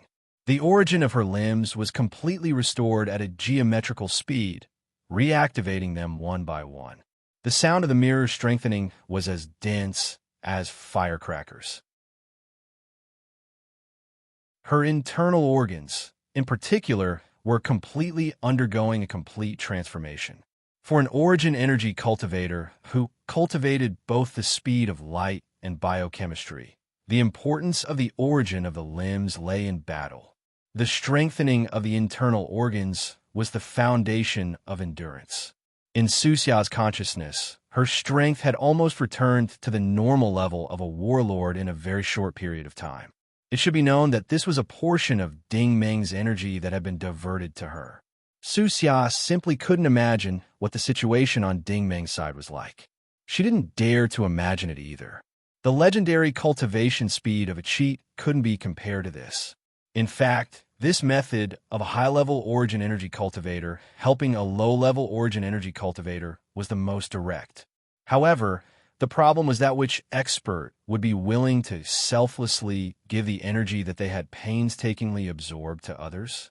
Other people would complain that their cultivation speed was too slow and that the amount of energy they could absorb was too little. However, Ding Ming's situation was reversed. This guy had too much energy, and since he couldn't absorb it all himself, he might as well share a small portion with her. Even this small portion allowed Su Xia to reconstruct her origin. Su Xia was truly shocked by Ding Ming's terrifying foundation. Along the way, she had known that Ding Ming was very powerful, but she had never been convinced in the depths of her heart. She had always treated Ding Ming as a little brother, but now, in her mind, Ding Ming was the true Almighty. For a moment, she felt very emotional. Whether it was in the Norse Empire or the Holy Grail Federation, among all the famous experts and origin energy cultivators, she had never heard of the name Ding Ming. This was simply inconceivable. However, she quickly felt relieved. Ding Ming was only 30 years old, so it was normal that he wasn't famous. He had great potential, and she would have to follow him closely in the future. After an indeterminate amount of time, Su Xia took the initiative to stop Ding Ming's energy. It wasn't that she couldn't take it anymore, but that she had already reconstructed her origin. If she continued to absorb more energy, it would have the opposite effect. She knew her own limits. She was only cultivating a 4-star cultivation technique, and this was her limit. After Su Xia stopped, Ding Ming was still recovering. From the outside, Ding Ming's eyes had already turned red. According to Little Rascal's Little Love's inspection, the demon's energy that had contaminated Ding Ming's origin had been forcibly dissolved by pure heat. Even Little Rascal was impressed by this. Logically speaking, The origin should have been dissolved bit by bit, but Ding Ming had simply and crudely washed it away. Many Mao Xing soldiers couldn't do this. After a long time, the Rat King's voice finally rang out. I've already discovered that someone has come through the tunnel you secretly dug. We can't be exposed here. It's time for you to stop. Ding Ming stopped the smelting and opened his eyes. He used a bit of force in his eyes, and the inverse source crystal on his forehead automatically flew back into the crystal bottle. After this round of recovery, the inverse source crystal didn't shrink in size, but the glimmer on its surface dimmed a lot. This proved that a lot of energy had been consumed. Ding Ming stretched his limbs and sighed slightly. He still felt a little regretful. The first 9 origin points had been completely restored, and although the 10th origin point had been reconstructed, it was still very weak. His current state was still slightly worse than when he had fought the magnificent Heaven Peak. However, this was enough. Right now, only those top-tier experts could pose a threat to him. Ding Ming stretched his joints again and used his telekinesis to return the crystal bottle to the Rat King. Thank you, the Rat King said. You're welcome. If you can get Ling Qingshan and let my people return to the surface, I have a way to send you away from Rainforest Planet. Ding Ming nodded, got up, and walked to the entrance. When she saw him walk over, Su Xia's eyes were no longer cold, but filled with respect. Ding Ming suddenly raised his hand. Su Xia couldn't see his movements clearly, and she only felt her face warm. She didn't know that Ding Ming had thrown his blood on her face. Now that Ding Ming's strength had been restored, the K-virus in his blood had naturally become stronger. After a while, Ding Ming said calmly, Sister Xia, your poison has been cured.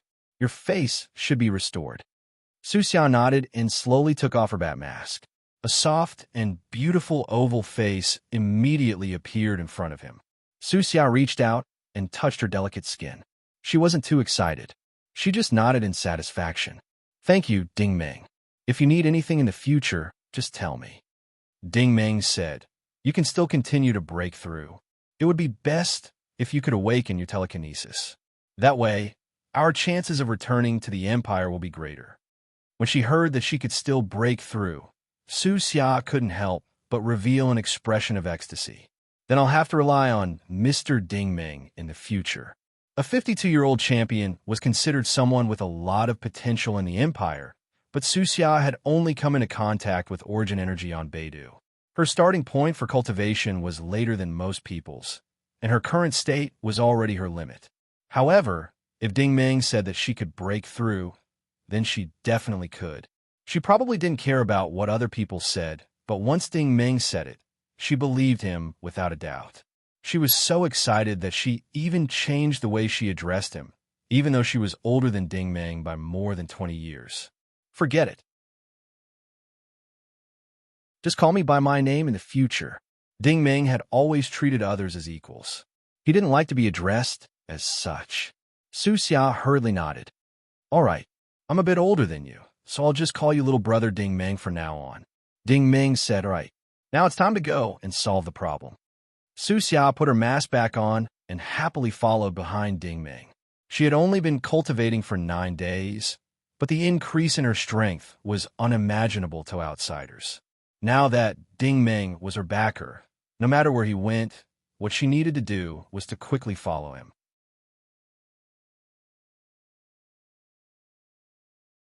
Chapter 579. In the central cave, Ingbianian and the others were resting on the rocks. They had been here for half a month, but they had no idea where Ding Ming and Su Xia were. In fact, Ingbianian was troubled just like Ding Ming.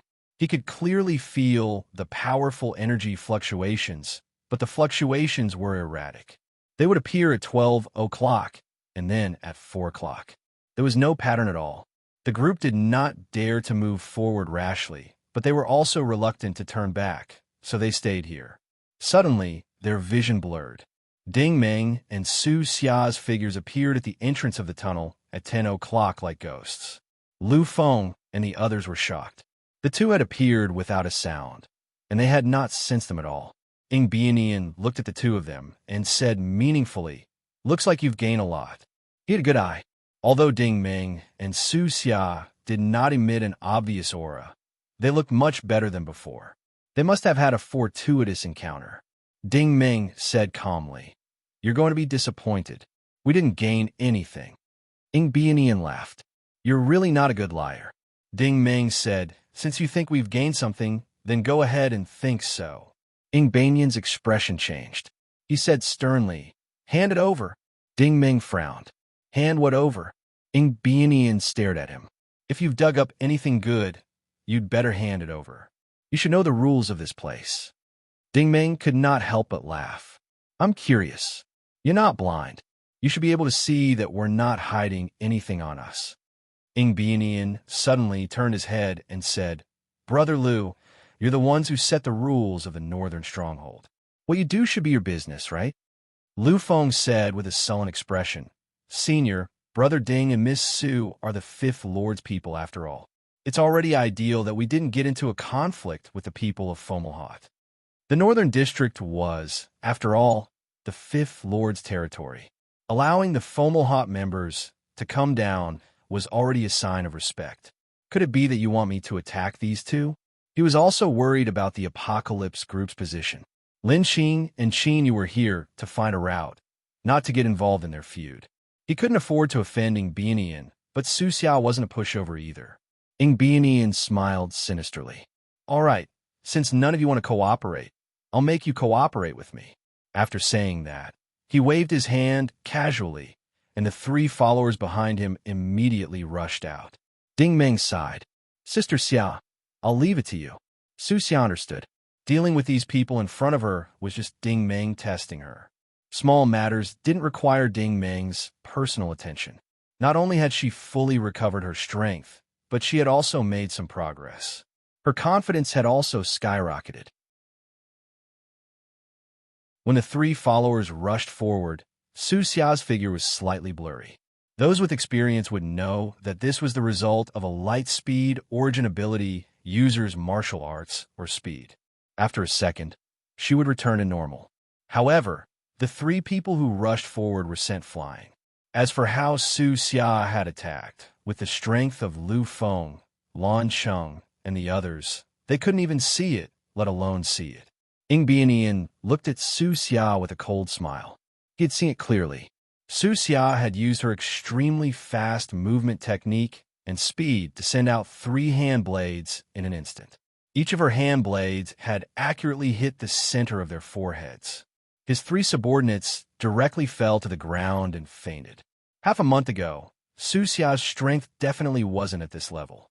She had taken down 3 combat masters in one move. If it wasn't for a champion, no one would believe it. "I really want to cooperate with you, but unfortunately, you're not qualified," Su Xia said proudly. "Very good. Let me experience it for myself." Ing Bianian stepped forward and flew forward. His 5 fingers bent like hooks and suddenly clawed over. This claw directly caught an arc of cold light in the air. Its speed wasn't inferior to that of a sharp blade being unsheathed. Of course, this cold light wasn't actually the light of a blade. Instead, it was accompanied by electromagnetic energy. It was like a thick, twisted bolt of lightning that struck diagonally with the force of a thunderbolt. This time, even Ding Ming had a look of approval in his eyes.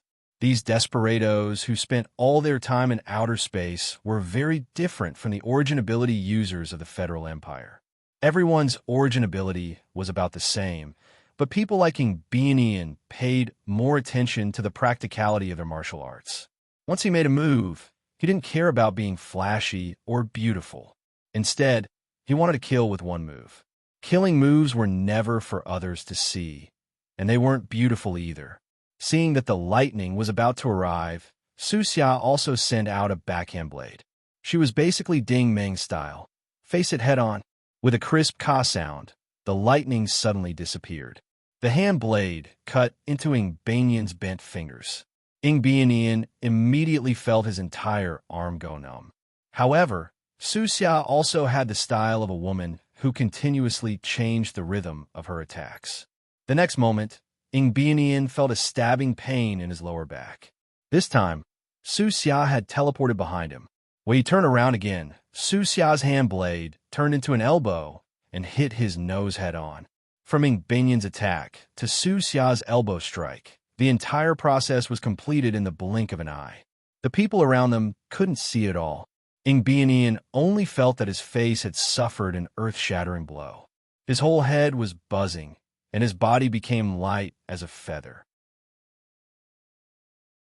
Then, he flew up into the sky and finally fell heavily to the ground. The origin points in his body immediately stagnated, and his whole body went limp. He couldn't muster any strength. He fell to the ground, his eyes full of disbelief. He couldn't believe that a light speed type origin ability user could have such terrifying speed and strength. She could even take down a beginner warlord like him. The most terrifying thing was that Ding Meng hadn't made a move all this time. He just stood steadily in the distance. Ding Meng seemed to have known this result long ago. "Are you guys from the military or not?" Ing Banyan asked in a trembling voice. "If you think so, then so be it. If you think so, then so be it." Ding Meng walked over slowly. "Now, do you still need me to hand over anything?" When he heard this, Ing Banyan's whole body suddenly trembled. Although Ding Meng hadn't made a move, Ding Meng made people feel even more terrified. "I was wrong. I didn't expect you to be such an expert." Ing Banyan gritted his teeth and replied.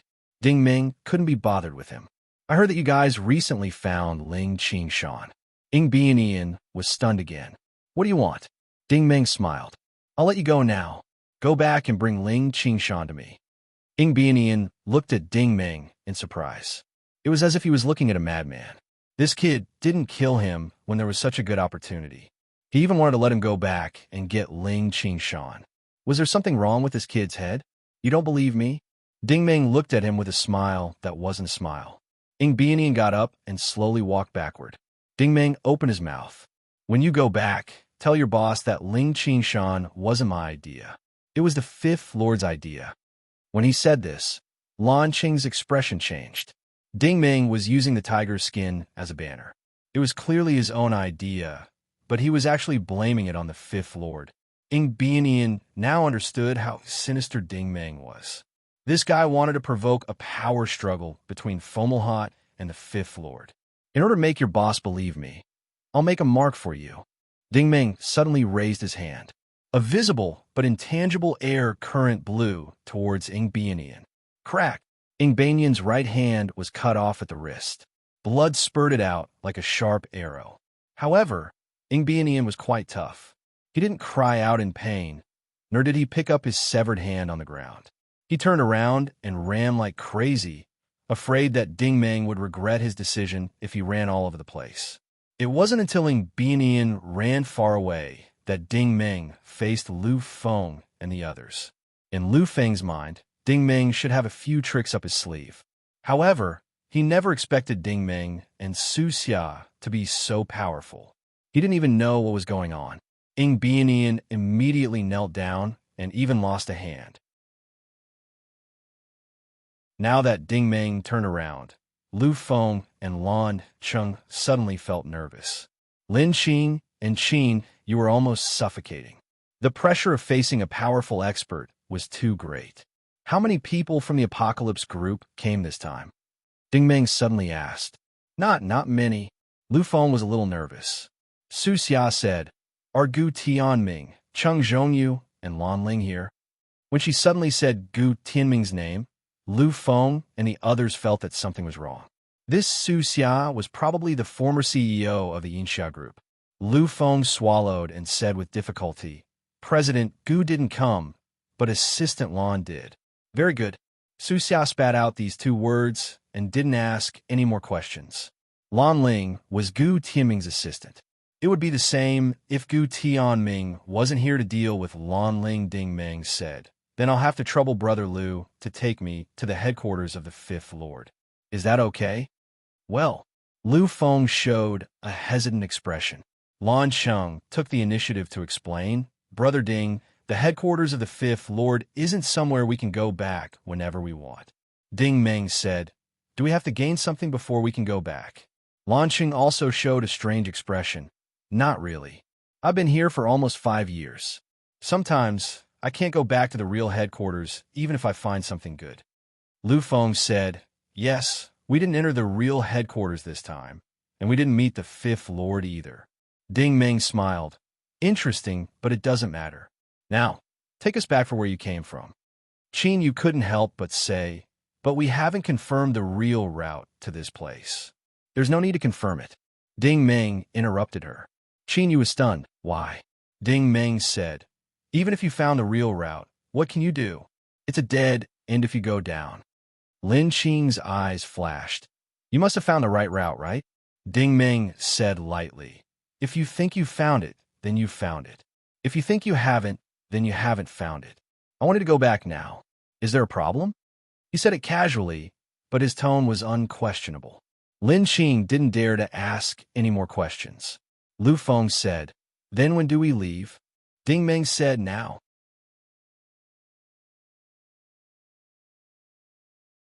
Chapter 580. In the depths of the vast rainforest, a flat landing pad came into view. Starships and spaceships of various sizes were parked on it, and there were at least 50 of them. It was not a large fleet, but to be able to pass through all the obstacles and land on Rainforest Planet, the people who came here must be quite capable. To the south of the tarmac was an abyss. It looked like a mark left by a sharp blade on the ground. Beyond this abyss was a higher cliff. The cold rain and white fog lingered on the cliff, making it difficult to see what was hidden above. Through Lu Feng's introduction, Ding Meng now knew that the cliff was the headquarters of the Fifth Lord's forces. Flying units were not allowed to go up there without permission. The abyss was too wide, about 300 to 400 meters long, and there were only 4 arm-sized steel cables at each end. In this weather, the cables were covered in a layer of frost, and the sky was still drizzling with cold rain. It would be very difficult for people without strength to cross this cable bridge. Ding Meng spread out his telekinetic vision and scanned the area. The abyss under the cable bridge was bottomless, and there seemed to be some kind of magnetic interference on the opposite cliff, making visibility very low. In the end, this so-called headquarters was actually quite well hidden. It was very difficult for technology like radar to discover this place unless you came here in person. Lan Cheng then explained, we can't get on the bridge without receiving orders. He did not finish his sentence. Even if they got on the bridge, they might not be able to cross it. This kind of cable bridge was not difficult for combat masters and combat generals, but it would be hard to say if someone interfered. However, Ding Meng didn't care about that and directly walked onto the cable bridge. Looking at his appearance with his hands behind his back, it was as if he was walking on flat ground. Once Ding Meng stepped onto the bridge, Su Xian naturally wouldn't fall behind. With regards to this kind of steel cable, at their level, it was nothing more than a test of mental fortitude. Halfway across the bridge, someone appeared on the opposite side of the cliff. It was a soldier holding a photoelectric gun and wearing the same uniform as Ding Meng and the others. However, he did not stop Ding Meng and Su Xia from getting on the bridge. Instead, he patiently waited for Ding Meng to walk up the cliff. Honored guests, please come in. The soldier was very polite. Ding Meng was a little surprised. I'm an honored guest. The soldier nodded affirmatively. The Fifth Lord has ordered for Brother Ding to enter. After climbing up the cliff, Ding Meng found that there was basically no difference between this place and an ordinary rainforest. The dense forest stretched on, and the cold rain was chilly and dreary. The only difference was that the ground was no longer swamp, but very dry soil. The soldier brought Ding Meng and Li Du to a small wooden hut in the middle of the forest. It was a real wooden hut in the truest sense of the word. Every brick and tile was made of pure wood. The facilities in the hut were very simple. There was a wooden table and 2 long benches. A middle-aged man was sitting on one of the benches. He seemed to be waiting for Ding Meng. The middle-aged man's hair was disheveled and his body was filthy. Even his clothes were tattered. However, when Ding Meng walked in, he immediately sensed a cold aura coming from the man. Ding Meng asked, is there any information about this person in the database? Xiao AI's voice was a little surprised. Yes, I'll send it to you right away. At this moment, the middle-aged man finally said coldly, Ding Meng? Ding Meng asked, do you know me? The man said, "If you were really from the military, you would have been dead a long time ago." Ding Ming asked curiously, "How do you know that I'm not?" The man said slowly, "Not only do I know that you're not from the Norse Empire, but I also know that you're not actually from the Norse Empire. You're from the Holy Grail Federation." Ding Ming was a little surprised. "Oh," the man said, "10 years ago, you studied at Starlight University in Blue Pole Star City of the Holy Grail Federation's Blue Moon planet. You passed the Starlight exam with excellent results and participated in a secret military operation. However, you died in that operation." Ding Ming was shocked. After a long time, he murmured, "The Fifth Lord is really a capable person. I didn't expect you to be able to find out about this." The man said coldly, "I'm not the Fifth Lord." "I know you're not." Ding Ming said slowly, "Your name is Hua Xiong, a pirate leader of the Sky Pole, Star Zone, and outer space of the Norse Empire. 32 years ago, you robbed an Empire caravan and killed 78 Empire citizens. You were captured and killed by the Empire's Special Operations Team. I didn't expect you to still be alive." Hua Xiong looked at him in surprise, but he soon calmed down. "You're wrong. I'm dead." Ding Ming was silent for a while, then suddenly laughed. "I understand. I'm dead too." Hua Xiong nodded and said, "It's good that you understand. Everyone who comes to this place is dead, no exception." The dead he was referring to were people who were considered dead by the public and the government, but were still alive. Ding Ming said, "How many dead people are there in this place?" Hua Xiong laughed coldly. "That's not a question you should be asking." Ding Ming said, "Then what should I be asking?" Hua Xiong said, "You shouldn't be asking either. You should go back." Ding Ming wondered, "Go back? Go back where?" Hua Xiong said, "Leave the headquarters and go back to your respective strongholds. Do whatever you need to do. This place doesn't welcome coolies. Weaklings will die sooner or later if they stay here. If they die here, they're really dead." Ding Ming laughed coldly. "What if I don't go back? There are no ifs in this place, only consequences." Hua Xiong suddenly raised his hand, and a wooden table shattered with a crash. His palm carried a sharp gust of wind with it as it swept up the table. To be honest, he was not as strong as Ingbianian. However, this room was small, and they were close to each other. If he suddenly attacked, it would be very difficult to dodge. Next to him, Suxia decisively made her move. Hua Xiong raised his palm, and she threw a punch at him. When their palms collided, the air immediately rippled. The ripples spread to the wooden walls and disappeared in time. It was not enough to destroy the wooden hut. This proved that Suxia had already seen through Hua Xiong's strength when she made her move.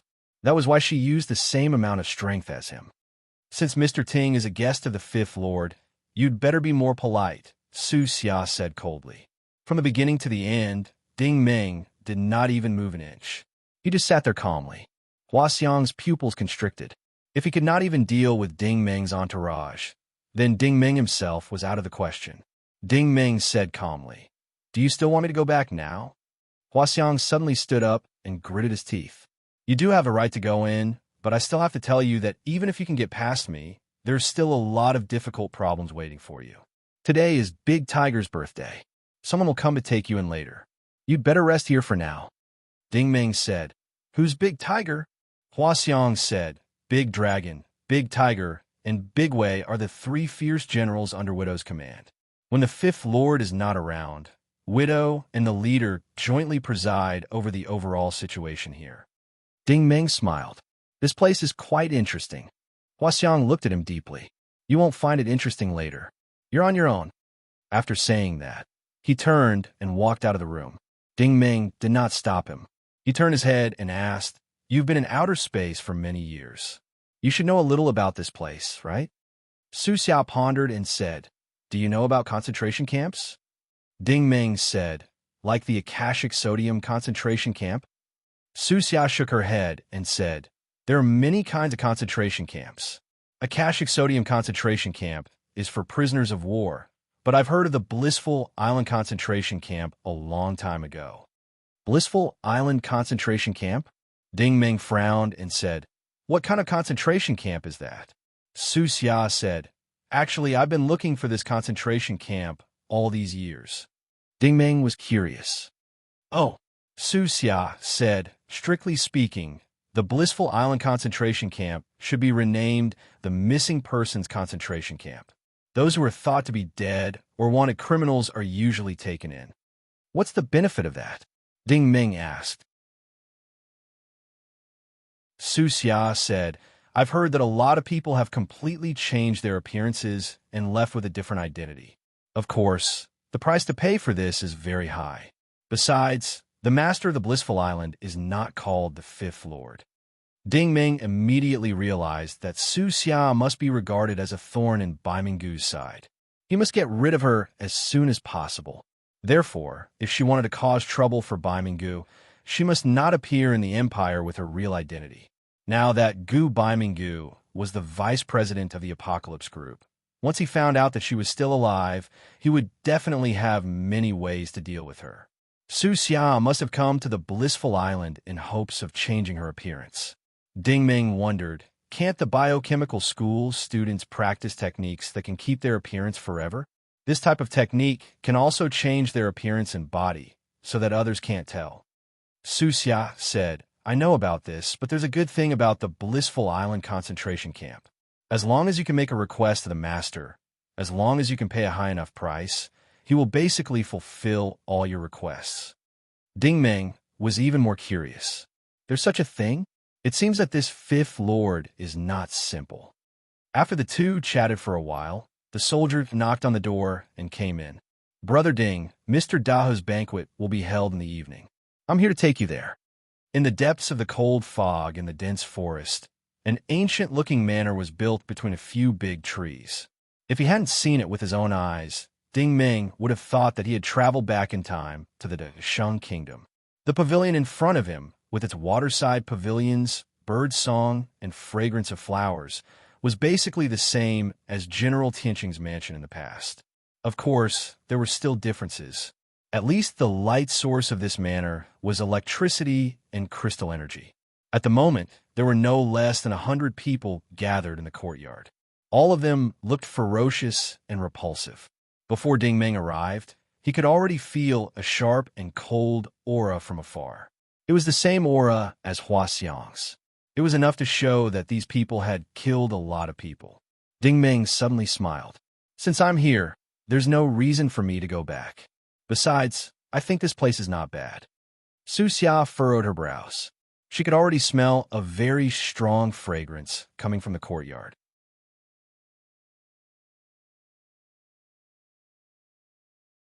Chapter 581. The courtyard was brightly lit. Although there were more than 100 people gathered there, they were all standing. Moreover, they were standing in a circle, leaving the empty space in the center. A big man was standing in the middle of the courtyard. Ding Meng recognized him at first glance. This man had the back of a tiger and the waist of a bear. He was as tall as a man with a steel mane and looked like a tiger. Who else could he be but Big Tiger? What was interesting was that there was a bonfire in the middle of the courtyard. There was a steel rack over the fire, and on the rack was a huge iron pot. The aroma was coming from the pot. When Ding Meng came in, he took a deep breath and said, "This kind of fire is called a real fire." Su Xia obviously did not understand. "What do you mean?" Ding Meng said, "Sandalwood, pine, incense, and incense. There are at least 8 kinds of materials in it." Su Xia understood this time. Ding Meng was referring to the 8 kinds of wood used to burn the bonfire. It was strange. Human technology was very advanced today, and they could cook delicious food with crystal energy and technological equipment. However, using the most primitive wood to cook food was not something that technology could compare with. Big Tiger looked at Ding Meng coldly and said, "You newcomer have a good nose." Ding Meng smiled and stepped forward. "Not only do I have a good nose, but I also have a good appetite. Most importantly, I am an expert when it comes to eating." He was not an expert. It was just that he had not tasted eating for a long time. Now that he smelled the aroma, he was going to eat to his heart's content today. Big Tiger was also interested. "Do you know what date it is today?" Ding Meng said, "I don't know about anything else. I only know that I'm going to eat this pot of meat today. Today is a day to eat meat." Big Tiger looked at him with interest but the faces of the people around them changed. This newcomer Ding Meng was really bold. He dared to snatch Big Tiger's meat. If you want to eat meat, that's easy. The key is whether you have the ability to eat it. Big Tiger sneered. There are so many people here. No one can eat it. You're wrong. Ding Meng shook his head and said, you have to be a connoisseur to eat this. It has nothing to do with ability, because only connoisseurs won't spoil good things. There are at least 12 kinds of meat in your pot, and none of them seem to be synthetic but natural. Dahu's eyes lit up. Even if you're not an expert, you're at least half an expert. As he spoke, he pressed down on the lid of the wok. The lid had a diameter of 3 meters, which was enough to show how big the wok was. When the lid of the pot was lifted, an indescribably strong meaty aroma immediately filled the air. This aroma was enough to arouse anyone's appetite because there was a pot of red meat stewing inside. The meat was cut into squares and stewed until it was soft and mushy. It was arranged neatly and blended together with a thick soup. To obtain such a pot of meat on the rainforest planet, to be honest, the difficulty was not inferior to eating a sumptuous meal in a luxurious restaurant in a major city of the empire. The eyes of the people around him immediately went wide. Ding Meng's eyes went wide as well. Even if a beautiful woman stripped naked and placed in front of him, it might not be as tempting as this pot of meat. Dahu laughed. Newcomer, listen well to the rules. Whether or not you can eat meat depends entirely on your own ability. I need to remind you that this pot of meat was not easy to obtain. If you knock it over, don't blame us for being rude to you. Ding Meng could understand what he meant. If he used even a little bit of origin energy, forget about the meat, even the pot would probably be crushed to pieces. It seemed that eating meat today was going to be a technical task. Dahu suddenly turned his head. Give this kid a set of utensils. A black stick immediately flew out from the crowd and spun towards Ding Meng. With a pa sound, Ding Meng caught it and looked at it. It was actually a steel spoon made from an alloy. However, this spoon was way too big, almost as big as a standard photoelectric gun. Since there was a set of utensils, Ding Meng did not hesitate to walk towards the central pot and reach out a spoon to scoop the meat. Dahu naturally would not let Ding Meng succeed so easily. He also had a similar steel spoon in his hand. As soon as Ding Meng's spoon reached out, he immediately blocked it. Ding Meng's wrist turned, and the steel spoon immediately bounced his spoon away. However, Dahu's reaction was not slow either. With a monkey-picking peaches move, he blocked Ding Meng's steel spoon. Ding, ding, ding, ding, ding. A series of rapid ding, ding, ding, ding sounds rang out, and the eyes of the people around were once again fixed. The steel spoons of the two men were like two silver snakes dancing in a dazzling manner. But Ding Meng's spoon just could not scoop in. Suddenly, with a muffled bang, Ding Meng took a few steps back. Dahu could not help but laugh. With your ability, you want to eat meat? It's not even possible to drink soup. Ding Meng also laughed. If I really want to eat, you can only watch. This time, Ding Meng did not hold back. He slowly walked forward and slowly reached out his steel spoon. It was obvious that Dahu would not let him succeed, and he continued to block him with his spoon. Unfortunately, this time, Ding Meng's spoon was still slowly reaching into the pot. Dahu's expression changed. He could feel that Ding Meng did not use any origin energy. Instead, he used his wrist strength to reach into the pot and scoop up a large spoonful of hot meat. Dahu hurriedly retracted his hand and aimed the spoon at Ding Meng's face. Since he could not stop him from scooping the meat, it was not a problem to stop him from eating it. Ding Meng had expected this move.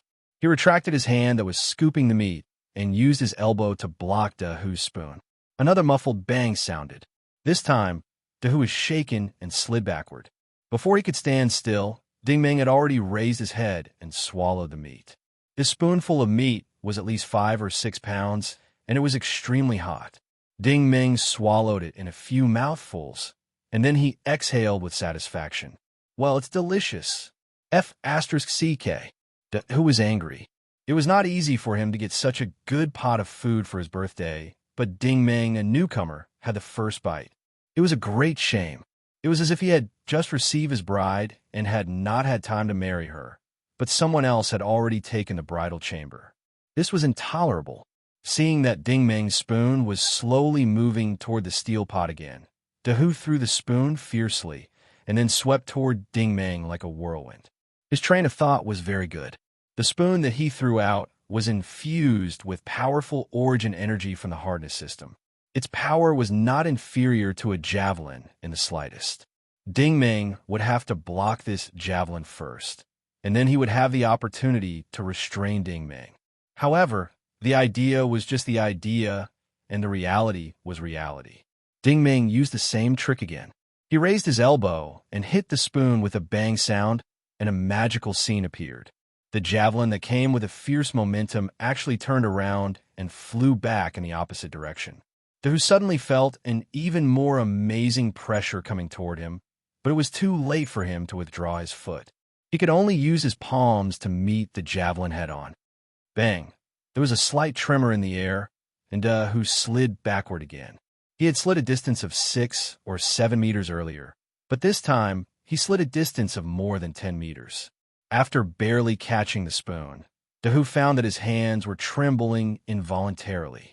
The origin energy that Ding Meng had infused into the spoon was not below his own. In other words, Ding Meng's strength was not below that of an advanced combat master. Good kid, I really underestimated you. And comfortable. At this time, Ding Meng had already eaten his second spoon of meat. Seeing the intoxicated expression on his face, it was hard for Dahu not to get angry. Kid again. Dahu shouted angrily and threw the spoon again. The spoon rotated horizontally in the air, completely turning into a disc. It was infused with a very strong force of origin energy, and it vaguely formed a force field. One could only see that the soil on the ground was being scraped by the force field. This thing was more like an electric fan, fanning out gusts of wind in all directions, forcing the surrounding crowd to retreat. This move could not be dodged, even if one wanted to. Even if one could dodge it, the pot of meat would be gone. Ding Meng did not dodge. His third spoon of meat was already at his mouth. He even lightly blew on it. It's been a long time since I've eaten such an appetizing dish. As soon as the word long came out of his mouth, the open spoon seemed to have been enchanted. It was fixed in front of him, less than half a meter away from his head. This time, Dahu was dumbfounded. What kind of trick was this? He could actually break his attack without making a move. This did not make any King sense. While he was in a daze, Ding Meng scooped up a fourth spoon of meat and swallowed it in 2 or 3 mouthfuls. Refreshing, really refreshing. With a whoosh, the spoon flew back into Dahu's hand. This time, it was not trembling slightly. After Dahu received the spoon, he felt his entire arm go numb. Sister Xia, this meat is not bad. Come and eat some. Ding Meng never forgot to share good things with his friends. Su Xia's table manners were obviously much more refined. She stretched out her slender hand, and a shiny knife popped out of her sleeve. The knife picked up a piece of meat and put it in her mouth to slowly chew. She was indeed Ding Meng's partner. She closed her eyes and savored the meat slowly. After that, she said with satisfaction, "Spinefoot yellow beef from the border of the empire. I didn't expect to be able to eat it here. The taste of my hometown." Ding Meng praised, "Good taste. My King family. My King family." Dahu was furious. This time, he did not throw anymore. Instead, he rushed up and aimed the spoon at Ding Meng's chest with all his strength. He was using the spoon as an iron rod. With a whoosh, the spoon was caught by Ding Meng's hand. It could not move forward anymore. Ding Meng murmured and sighed. "I told you before that only an expert can tell the difference between good and bad. Why do you have to make trouble again and again?" Hearing this, Dahu was not the least bit mad. It was his birthday party. How did it become Ding Meng's meal? How could he say that he was making trouble? But now, he had no choice but to accept it. Ding Meng's hand was like a magnet, firmly attracting the spoon. He could neither push it in nor pull it back. Ding Meng waved his hand again, and the spoon appeared in his hand like magic. Ding Meng was now scooping 2 spoonfuls of meat. 1 spoonful for Su Xia, and the other for himself. In the blink of an eye, Ding Meng had eaten 5 spoonfuls of meat. Speaking of which, He had eaten 60 to 70 kilograms of meat in just a few minutes. Looking at his expression, he felt that this amount of meat was not enough to fill the gap between his teeth. Everyone's eyes widened again. This damn newcomer was a monster. Not only could he fight, but he could also eat.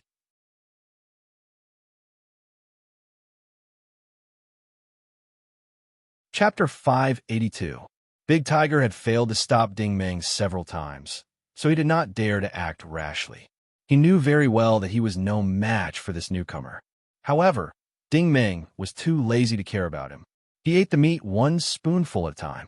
In less than 10 minutes, he had basically finished the entire pot of meat. Su Xia was more refined. After a few mouthfuls, she stopped eating. In total, Ding Meng had eaten about a few hundred kilograms of meat. Looking at his expression, he seemed to be only half full. At this time, the crowd suddenly separated spontaneously. 3 people appeared at the gate of the mansion.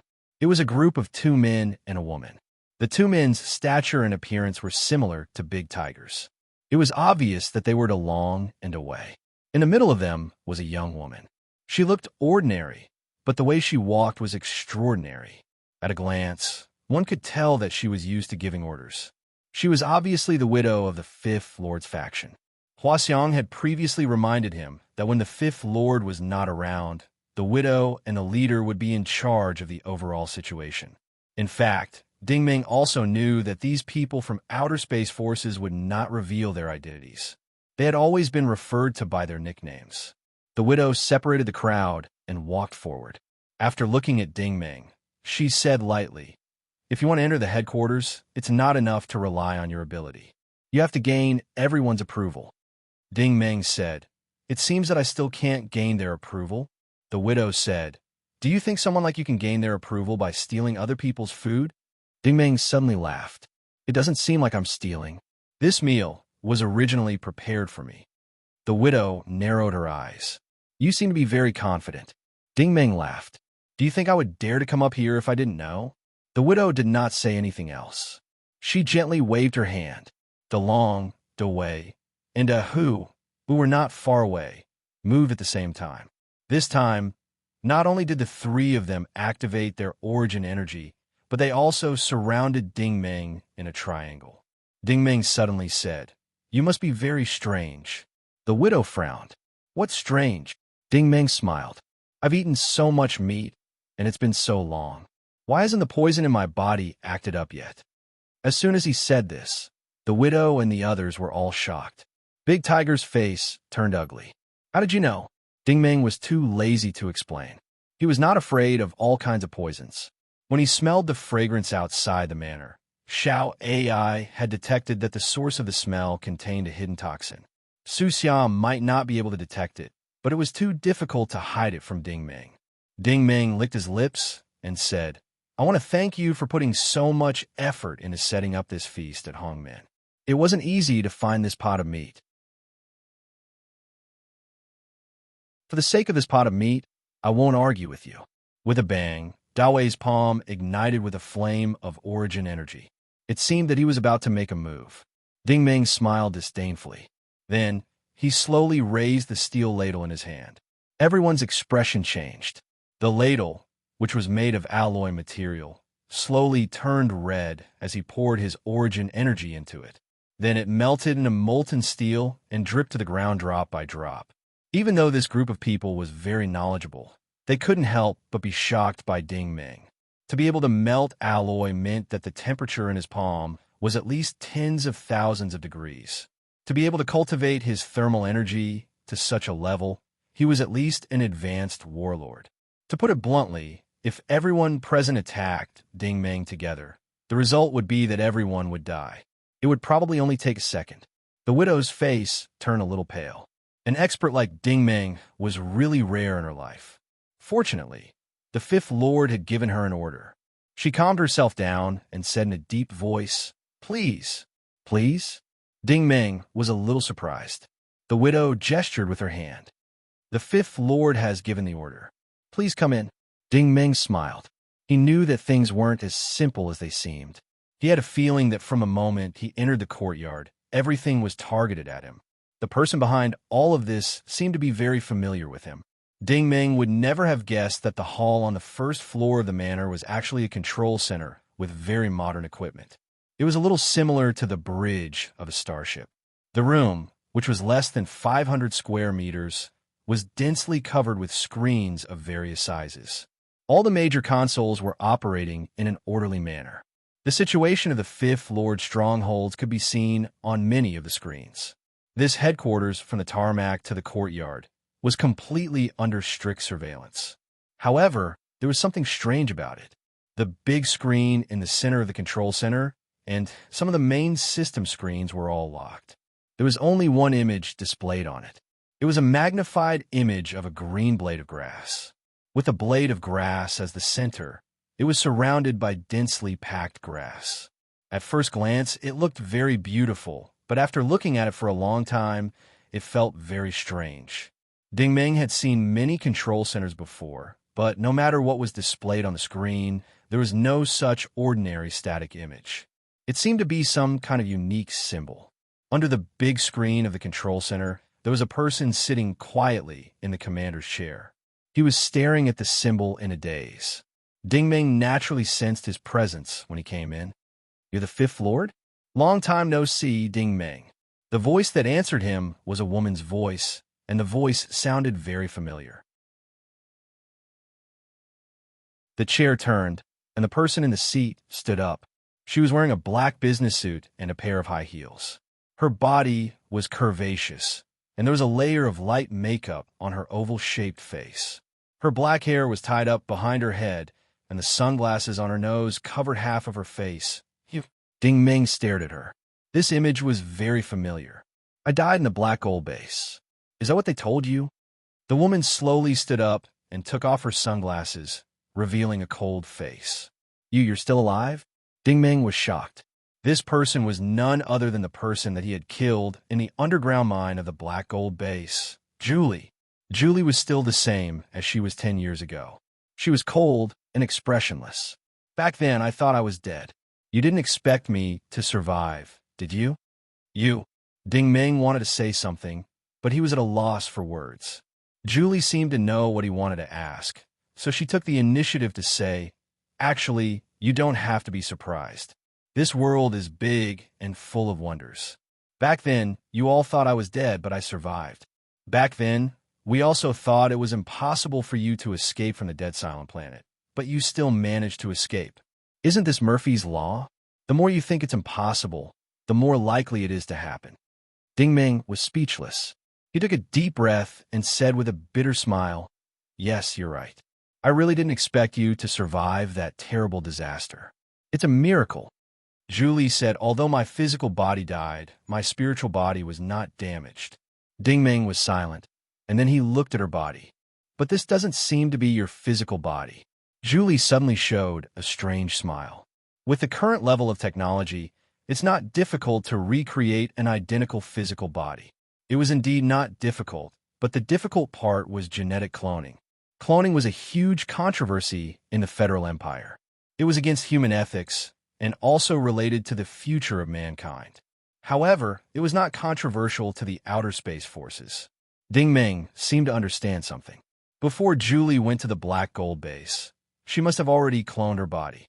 As long as her spiritual body was not destroyed, it would not be difficult for her to revive. Xiao AI suddenly said, "That's right. The possibility of her revival is very high because I hadn't been reactivated at the time." The energy of the cave virus carrier underground filled the entire mine. In theory, the place where she died was within the range of the energy magnetic field, and her spiritual body could be preserved for a long time. Little Rascal said, "If someone went to the Dead Silent Planet during this time and took her spiritual body away, then it would be normal for her to survive." Ding Meng nodded. After thinking this through, it was not difficult to understand why Julie had come back to life. However, the question was, why did Julie appear in this place? Julie paced back and forth with her hands behind her back. After a long time, she said, "Ding Meng, actually I wasn't your enemy from the beginning." Ding Meng sneered. "Little Four died in the Black Gold Base. I have never forgotten that." I know. Julie nodded calmly. That was just an accident. However, the real murderer of Little Four was not me. Ding Ming gritted his teeth and said, whether it was you or not, this debt will be on your head. Julie said, I understand. However, you've already killed me once, so any grudges between us can be considered written off. With your current strength, killing me will be as easy as blowing off dust.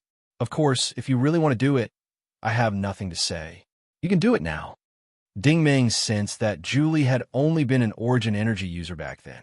Now that 10 years had passed, her progress had been very weak. Her aura was only that of a high-level warrior. For a high-level warrior to be able to command the loyalty of so many battle masters and warrior-level experts was simply inconceivable. Ding Ming suddenly sighed. Indeed, there's no point in me killing you. Julie said indifferently, it's not that you don't want to kill me, but that you don't want to. Someone like me poses no threat to you at all. Ding Ming had to admit that although this woman wasn't all that great in other aspects after 10 years, she was quite skilled at guessing the thoughts of others. Are you the Fifth Lord? Ding Ming suddenly asked. Julie shook her head. No, I'm not. Ding Ming frowned. Then who is? Julie sighed. You don't ask a single question that you should, but you ask a bunch of questions that you shouldn't. Ding Ming couldn't help but chuckle. What question should I ask? Julie raised her head, her gaze sharpening. Ding Ming, let me ask you. Back then, when you were pursued by Bane's Rebecca's falcon, how did you manage to escape? Ding Ming knew that Julie had dug up at least half of what had happened to him over the past 10 years. You know about that swordfish spaceship? Ding Ming's gaze sharpened as well. Julie said, not only do I know that you went to the Norse Empire later, but I also know that you returned to the Black Gold base. You even went to planet KV-303, Cypress Grove, Blue Moon, Starbow Group, Starlight University, Federation Military. I basically know everything that you've done. I have to say, after you fused with the K virus, you've become stronger step by step. Ding Ming sneered. You've investigated me quite thoroughly. Julie said that the government announced that you died in outer space 10 years ago. Ding Ming said, you don't believe it? Julie said, you're wrong. I've always believed that you were dead. It was only recently that I received news of you.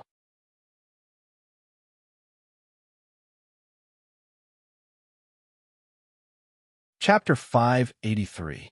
The screen in the control room was still lit up, but the green grass logo on the screen looked even more strange. Julie looked at this logo and said unhurriedly, an ordinary swordfish spaceship, yet it was able to successfully escape the pursuit of the powerful Falcon spaceship. Why is that? Ding Ming immediately thought of Xinjie. If it were not for Xinjie's godly hacking skills and heaven-defying dodging abilities, he would have become a floating piece of trash in space during that disaster. Julie finally said something shocking. Have you ever wondered why there was a person like Xinjie on that swordfish spaceship, and why there was only Xinjie in the holding bay of that spaceship? Ding Ming was stunned. He had indeed met Xinjie on that swordfish spaceship, but because he had escaped with his life, he did not think too much about the situation at the time. Now that he thought about it, he realized that there were many details that did not seem to be coincidences. The refugee camp transported a large number of laborers to Black Gold Base, usually in spaceships. The holding bay of a spaceship would usually be filled with people, but there was only Xinjie on that swordfish spaceship. Ding Ming said hesitantly, you're saying that Xinjie himself was not a laborer, and that he flew from a designated spaceship to a designated location on a designated route? Julie said, yes, but you just happened to meet him when you hijacked the spaceship. Ding Ming said, what if Vader and I hijacked a different spaceship? What difference would the situation have made? Julie raised two fingers. There would have been two outcomes. First, you and Vader would not have been able to escape. Vader would have had to die, and you would have been captured by Banes. The secret of the K virus would have fallen into Chu Yifeng's hands. Ding Ming nodded. He could not help but admit that Julie's deduction was reasonable. The Falcon spaceship had caught up with the swordfish spaceship at the time, and everyone would have been doomed. Julie continued. The second outcome would have been that Xinjie would have been taken away by me and brought here. Ding Ming was shocked. The person you really want to catch is Xinjia, Julie said. In order to allow him to take the swordfish ship to Black Gold Base, we spent a lot of effort. In the end, it was all ruined by you, and this delay lasted for 10 years. There was a lot of information in her words. Ding Ming stared at her. You're not from Haitian group? I'm not, Julie admitted generously. Many years ago, I was placed in the Haitian group. My purpose was to bring Xinjia to Rainforest Planet. Ding Ming said, You don't want the K-virus anymore. Julie smiled. We've never been interested in the K-virus. It's just a virus. There are other things more important than it. Ding Ming asked, Then what exactly do you want? Julie didn't directly answer his question. Instead, she pointed at the green grass symbol on the screen. Do you know what this is? Ding Ming shook his head. He really couldn't recognize this symbol. Even Xiao AI's database didn't have any records of this symbol. Julie said, Actually, it's normal that you don't know. You belong to the world of origin ability users, and this is a famous symbol in the hacker world. It can be said that it's a supreme existence in the hacker world. Ding Ming was a little confused. It's that powerful. Julie nodded. You've seen it for yourself. The central screen of the main control panel and the main operating screens have all been locked down by it. Moreover, it's locked down. No one can do anything about it, and no one can crack it. It's been locked down here for 13 years, and we haven't been able to crack it all. If I can make an analogy, it's like a top-notch expert among origin ability users. After locking down your origin ability, it will leave this symbol on your body. Ding Ming finally understood how powerful it was. He couldn't help but ask, Who is this person? How can he be so powerful? Julie shook her head. No one knows who he is, and no one can trace his whereabouts. In the hacker world, he's like a god, controlling the fate of countless people. Ding Ming muttered. Then what is this symbol called? Julie was silent for a long time before she said word by word. This symbol's code name is Grassroots Empire. Grassroots Empire? Ding Ming felt that this name was very strange, but after thinking about it carefully, it made some sense. This symbol was indeed a large patch of green grass. It was completely composed of green grass. It was normal to call it Grassroots Empire. Is Xinjia related to Grassroots Empire? He's related. Julie nodded affirmatively.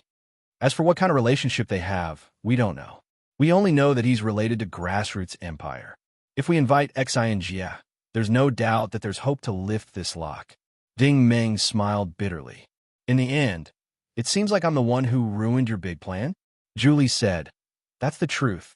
Ding Ming said, I'm sorry, but I don't know where Xinjia is right now. Back then, Conqueror had performed a space jump outside of Planet Extreme Flame and teleported the 7 of them to the Norse Empire. Judging from the current situation, they should have been teleported to different places. Not only could they not find anyone, they did not even know if they were alive or dead. However, Ding Ming was also most worried about Xinjia because Xinjia was the weakest among the 7 of them. In terms of odds of survival, the ones most likely to survive were Junling and Lu Qing, while Xinjia was the last. Julie said casually, Don't worry. I know where Xinjia is right now. Ding Ming was surprised. Oh, Julie said something shocking again. On this rainforest planet. Ding Ming asked suspiciously, Are you sure? Julie nodded. He came here a year ago, and I only discovered you recently. I'm guessing that you must have been active in outer space after disappearing for 10 years. Now that you suddenly appeared on Rainforest Planet, it's very likely that you were teleported here. Ding Ming could not help but admire this woman's quick thinking. Although his guess was not accurate, it was not far off. Where is Xinjia on Rainforest Planet right now? Ding Ming asked. Julie's face turned ugly. He fell into the hands of Fomalhaut. Ding Ming's heart sank, and he hurriedly said, From what I remember, he doesn't seem to have any grudges with you outer space organizations, right? He doesn't have any grudges, but the problem is that Fomalhaut is in the same situation as us. They've been sanctioned by the Grassroots Empire for so many years, and they're actively looking for a way to get rid of the lockdown. Julie replied calmly. Xinjia has come to Rainforest Planet, so they won't let go of this opportunity. Ding Ming pondered for a moment before saying, "You want me to go and get Xi and Jie?" Julie glanced at him. "From what I know, you and Xi and Jie are on pretty good terms. You're both soldiers of the Empire." Ding Ming could not help but laugh. "There's so many of your subordinates outside, so many combat masters and combat generals, and you still can't get Xi and Jie to come here?" Julie said calmly, "That's only because you don't know what kind of organization Fomalhaut is." Ding Ming asked, "What's the difference?" Julie said, "Fomalhaut's headquarters is 2,000 kilometers south of this place. There's a prison 50,000 meters below the headquarters." Ding Ming laughed. "There's an Empire's prison here?" Julie explained calmly, "The Holy Grail Federation's Black Spider Prison, the Devouring World's Pine Stormy Prison, and the Norse Empire's Underground Prison 108 are known as the three most inescapable prisons in the world. Prison 108 is managed by Fomalhaut, and the Empire will provide resources and subsidies based on the number of prisoners. Otherwise, what would the people of Rainforest Planet eat and drink? So, even though we have a lot of people outside, we don't dare to openly go against Fomalhaut." Ding Ming laughed again. "But I'm different. I'm an outsider, and I came from the Steel Main Empire's prisoner of war camp. It's perfectly justifiable for me to go and get them." Julie said, "You're still as smart as before." Ding Ming said, "But I know my limits. You guys spent a year and still couldn't get them out of prison 108. What makes you think I can?" Julie also laughed. "You didn't even have to lift a finger to deal with Ingbi and Ian. How many people on this planet are your match?" Ding Ming laughed. "You know quite a lot." Julie said, "I only know one thing. Xi and Jie is your friend, and you rarely disappoint your friends. In the Federation's planet KV-303, you dare to go to Bogger Planet alone for a group of refugees, let alone a friend." This sentence hit Ding Ming's soft spot. No matter what, he had to save Xi and Jie. Julie had obviously learned her lesson from Black Gold Base. Threats and promises were useless against people like Ding Ming. She could only play the emotional card. "What can I get out of this?" Ding Ming suddenly asked. Julie said, "If Xi and Jie can remove the lock on my place, I'll give you a starship and send you back to the Norse Empire and the Holy Grail Federation. You can enjoy what you deserve and be a celebrity. I won't disturb you." Ding Ming nodded. "I trust you this time," Julie said. "In 3 days, the Empire's military supply ship will arrive at Rainforest Planet. When the time comes, I'll put you on board. You'll be a new prisoner and successfully enter prison 108. Of course, whether you can get out or not will depend on your own ability." Ding Ming said, "There's no need to go through all that trouble." Julie was a little surprised. "Oh," Ding Ming said, "send me a starship and airdrop me to Fomalhaut's headquarters. I'll naturally have a way to get in." Julie said, "Are you sure?" Ding Ming said, "Do I feel like I'm joking?" Julie's lips curled into a strange smile. "All right, I'll drop you 2,000 kilometers away. I hope you won't regret it if you don't follow my instructions." Ding Ming didn't waste any time after they walked out of the control room. Widow led him and Su Xia straight to the helipad. Little Rascal suddenly said, "Ding Ming, do you really believe that woman?" Ding Ming sneered and said, "I don't believe a single word she says. There are too many uncertainties, but now's not the time to worry about that. Let's save Xin Jie first."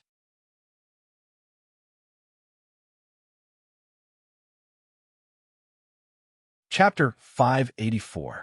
A cold light source and a sealed space. This was clearly a completely sealed metal room. The room wasn't large, only about 30 square meters, but it had all the necessary living facilities. At the very least, there were tables, chairs, sofas, beds, and cabinets. A young and handsome man was sitting cross-legged on the bed with his eyes closed. On the opposite sofa, 2 burly men were glaring at him like tigers eyeing their prey. "Mr. Xen, it's going to be a year soon," one of the men with a scar on his face said coldly. Xin Jie didn't open his eyes. "I know. Our boss is giving you special treatment." The other burly man with a hooked nose didn't look too good either.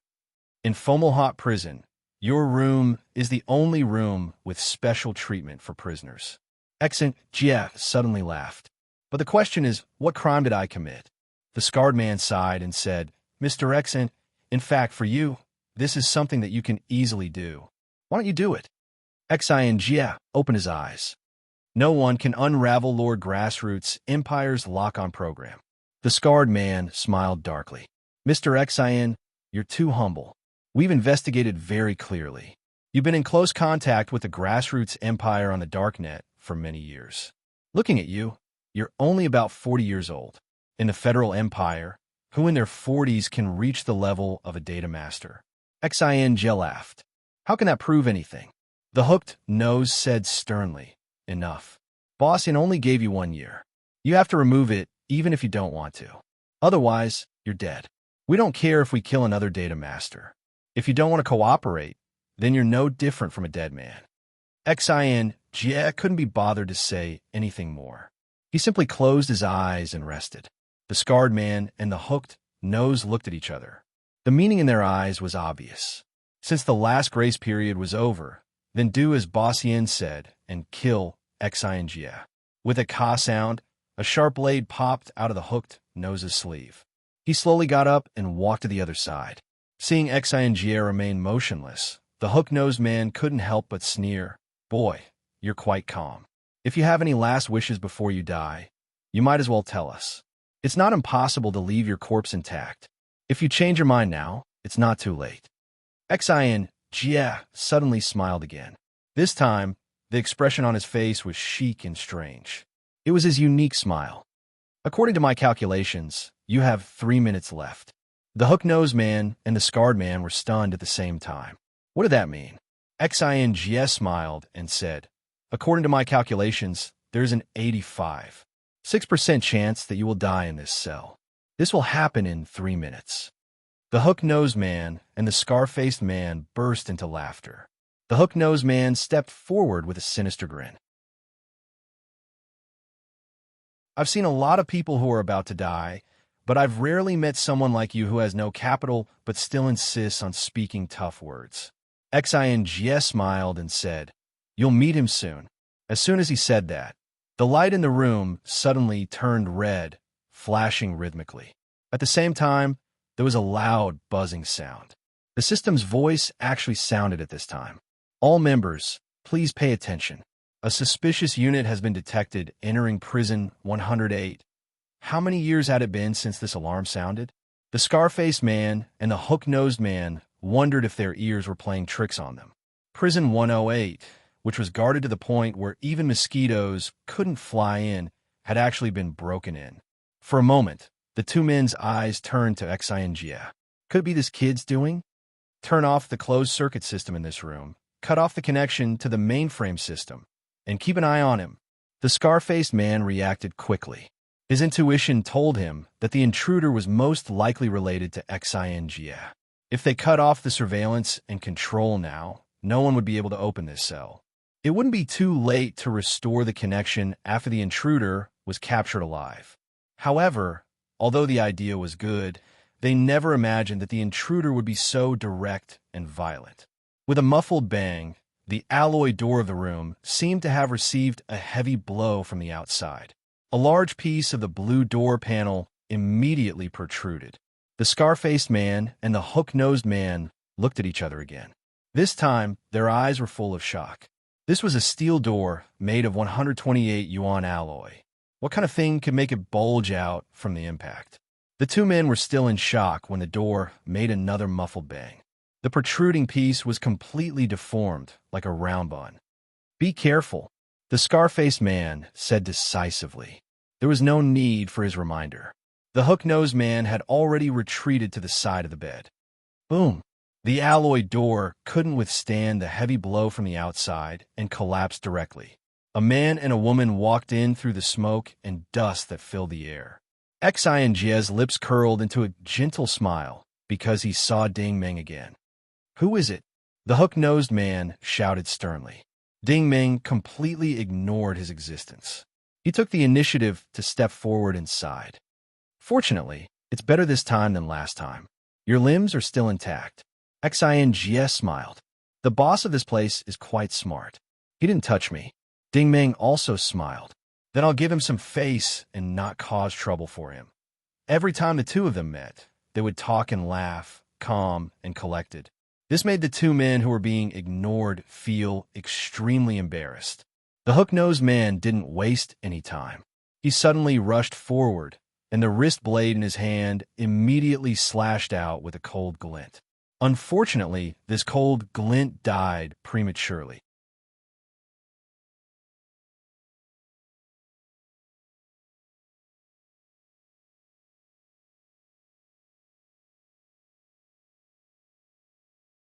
Chapter 585. Xing sighed and said, "It's a pity that this grassroots empire's almighty is elusive. No one has seen his true face, and no one knows his true identity. I heard that the Heavenly Dragon Troop has offered a huge bounty, but no one knows about it." Ding Meng suddenly asked, "You don't know either?" Xing shook his head. "I don't know either." Ding Meng said, "That's strange. They all say that you are related to the grassroots empire." Xing was silent for a long time before he nodded. "Yes, I am related to him. I admire his talent and knowledge. I learn a lot from him." Ding Meng did not ask what this relationship was. After all, it was Xing's privacy. Therefore, Ding Meng changed his question. "Can you remove the lock on that mark?" "I can." Xing nodded affirmatively, but then shook his head helplessly. "But I can't." "Why?" Ding Meng was curious. Xing sighed. "This almighty is different from ordinary hackers. Every time he appears, he's always punishing the strong, helping the weak, and upholding justice. I know many of his deeds, and they're all for the interstellar refugees. This kind of almighty is highly respected in the red, white, and black realms. He's a supreme existence. If he's locked onto a place or a system, he must have his reasons for doing so. How can I remove such a lock?" Ding Meng nodded. He obviously agreed with Xing's point of view. This was like a person killing an insect. The insect was clearly killed, but the person went to activate the insect's eggs. This method was morally unjustified. At this time, the light of the big rays was gradually dimming. Obviously, Ding Meng had absorbed most of the technological energy. The long mechanical tunnel could not stop him at all. The three of them continued to move deeper into the tunnel. Xing hesitated. "The big cave should be in front of us."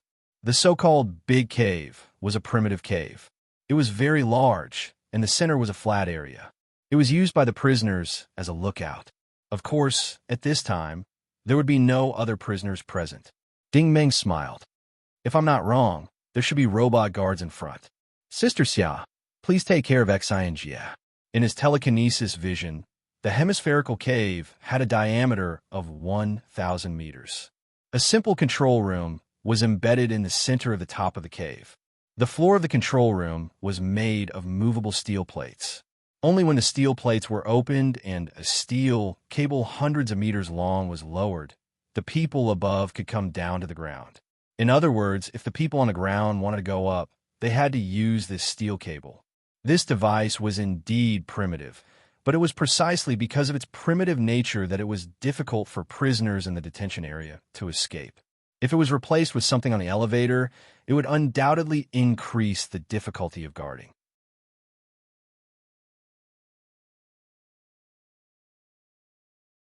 Ding Meng waved his hand again, and the steel plates on the floor of the control room automatically opened.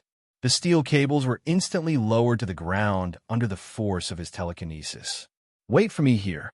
I'll pull you guys up in a moment." Ding Meng climbed onto the steel cables with one hand. The cables rattled as they pulled Ding Meng up. The speed at which they pulled him up was no slower than a starship taking off. The 5 staff members in the control room had long been bound by Ding Meng's telekinesis. They were all suspended in the air, unable to move. Ding Meng immediately opened up all the permissions on the control panel. The purpose of this was to make it easier for Little Rascal and Little AI to read the basic data of Fomalhaut. Of course, with Little Rascal and Little AI's current permissions and abilities, they figured out the basic situation of Fomalhaut in about 10 seconds. "Ding Meng, we can't find Ling Qingshan's data here. I think it should be in the hands of the upper echelons," Little AI explained. "However, I can now create a fake signal to inform the mainframe that the danger here has been resolved. We can go directly to Fomalhaut's headquarters later. Little Rascal said, "Why don't we ask these 5 people and see if they know anything?" Ding Meng nodded. With a flip of his hand, he grabbed a middle-aged man in a white coat by the throat. "Let me ask you, where's the Ling Qingshan that your Fomalhaut recently dug up?" The man in the white coat was a tough nut to crack. Not only was he not afraid, he even cursed, "You bastard, you're finished. You dared to invade this place," which is equivalent to challenging the authority of the entire empire's military. "Looks like you don't know anything." Ding Meng couldn't be bothered to waste his breath on him. With a casual toss, the man in the white coat was thrown through the gap in the floor. The control room was at least 300 meters above the ground. It would be strange if a normal person could survive falling down like this. The man in the white coat's shrill screams echoed in the cave. A few seconds later, there was a muffled bang from the ground, and the screams immediately disappeared. Ding Meng waved his hand again. This time, a bearded man was pulled over. "Let me ask you, do you know Ling Qingshan?" Although the bearded man wasn't as tough as the man in the white coat, he wasn't afraid. "You stole a major criminal from the military. Do you know what you're doing?" "Very well. You don't know either." Ding Meng loosened his grip, and the bearded man was thrown down as well. The remaining 3 people were immediately frightened. Although Ding Meng looked thin and weak, he didn't even blink when he killed people. He threw them away as soon as he said so, and he didn't even give them a chance to explain themselves. He was a ruthless character. In fact, Ding Meng wasn't someone who would kill people.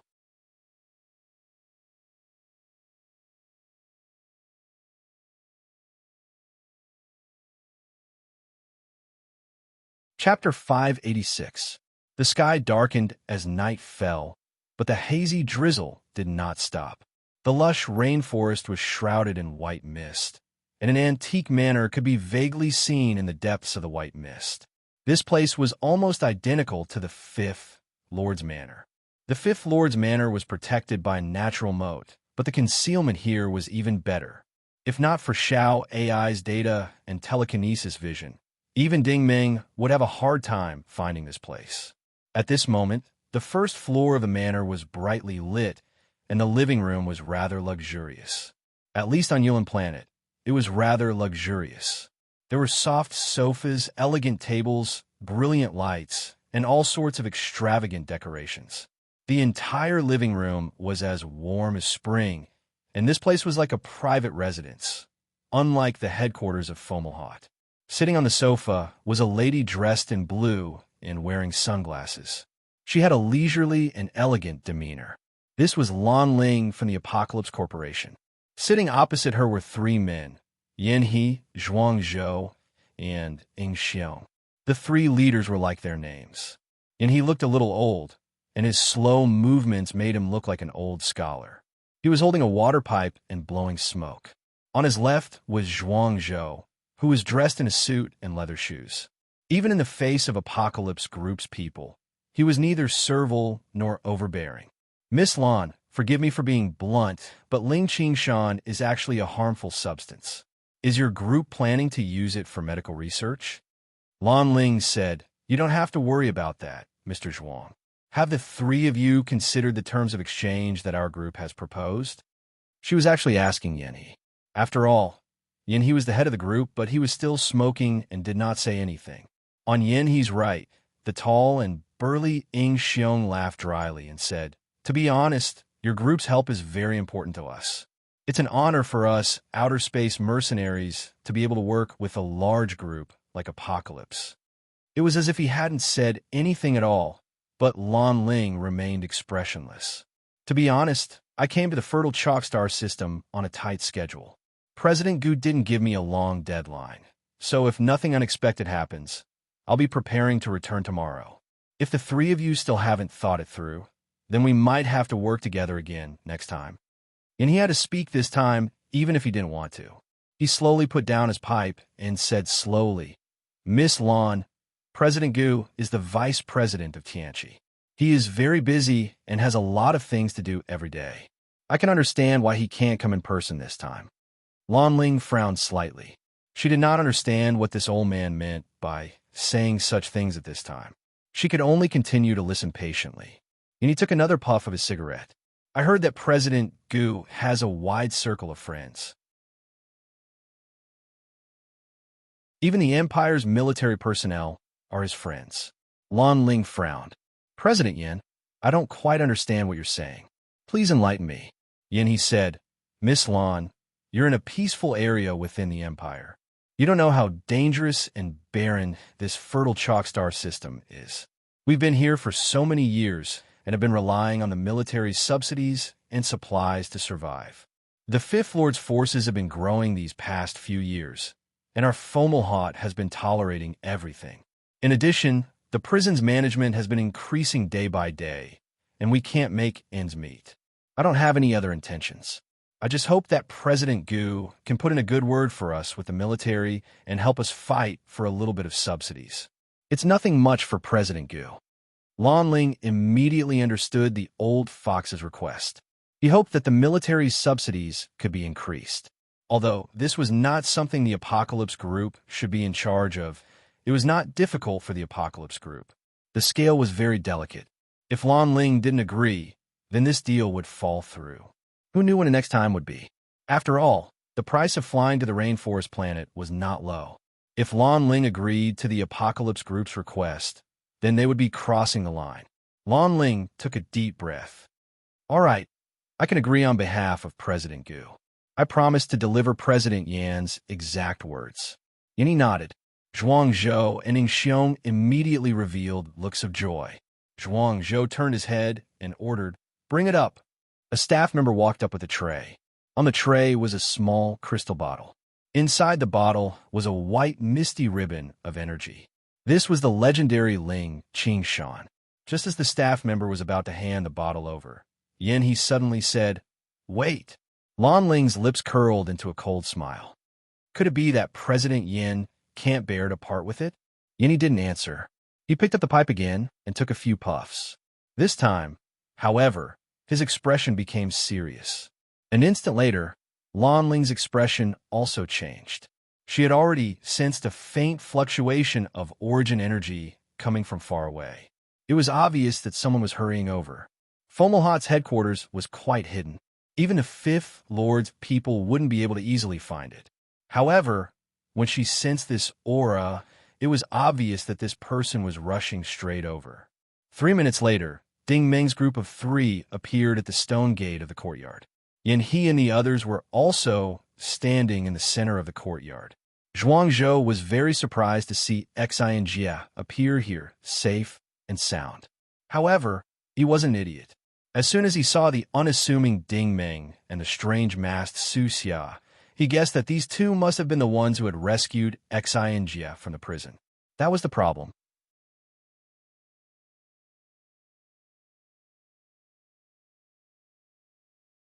The strength of the punch enveloped the entire courtyard, and the tip of the fist trembled slightly. It was obvious that there was a change in it. The Empire's martial arts were very different from the Federation's. To be precise, the more basic and simple something was, the better it was in actual combat. This was because this was what he was most familiar with. Without those fancy tricks, the effect was more direct and purer. Ing Xiong didn't dare to underestimate Ding Meng. If he had the guts to come and cause trouble, then he must have some ability. However, he never imagined that Ding Meng's ability was so great. Ding Meng didn't move. He didn't even look at Ing Xiong. Instead, he stretched out his palm and caught Ing Xiong's fist. Then, with a slight twist of his wrist, Ing Xiong's expression changed. It wasn't surprise, but pain. "Go away and play with your balls." Ding Meng kicked out. Ing Xiong's body curled up like a shrimp, and then he crashed into the stone steps in front of the villa. 4 or 5 stone steps immediately shattered. Zhuang Zhou was shocked. This kid looked to be in his 20s or 30s. How could he be so powerful? Although Ing Xiong hadn't used his full strength, Ding Meng's kick was really exaggerated.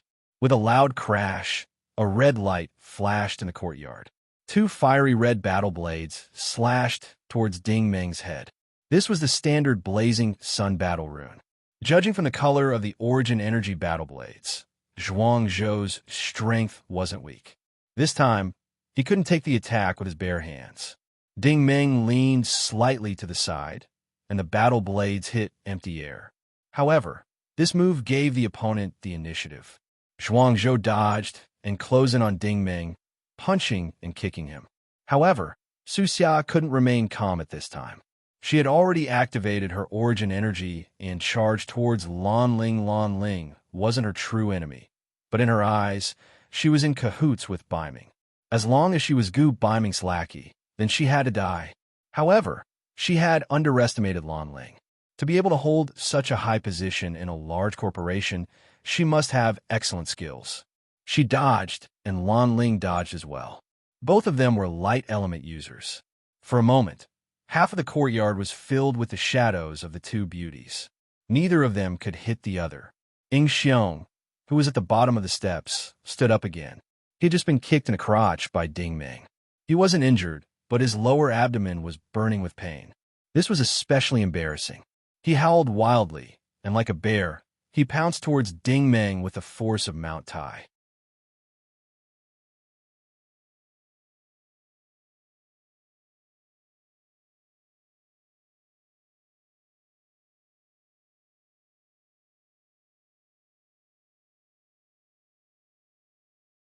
Unfortunately, Ying Xiong could no longer hear him.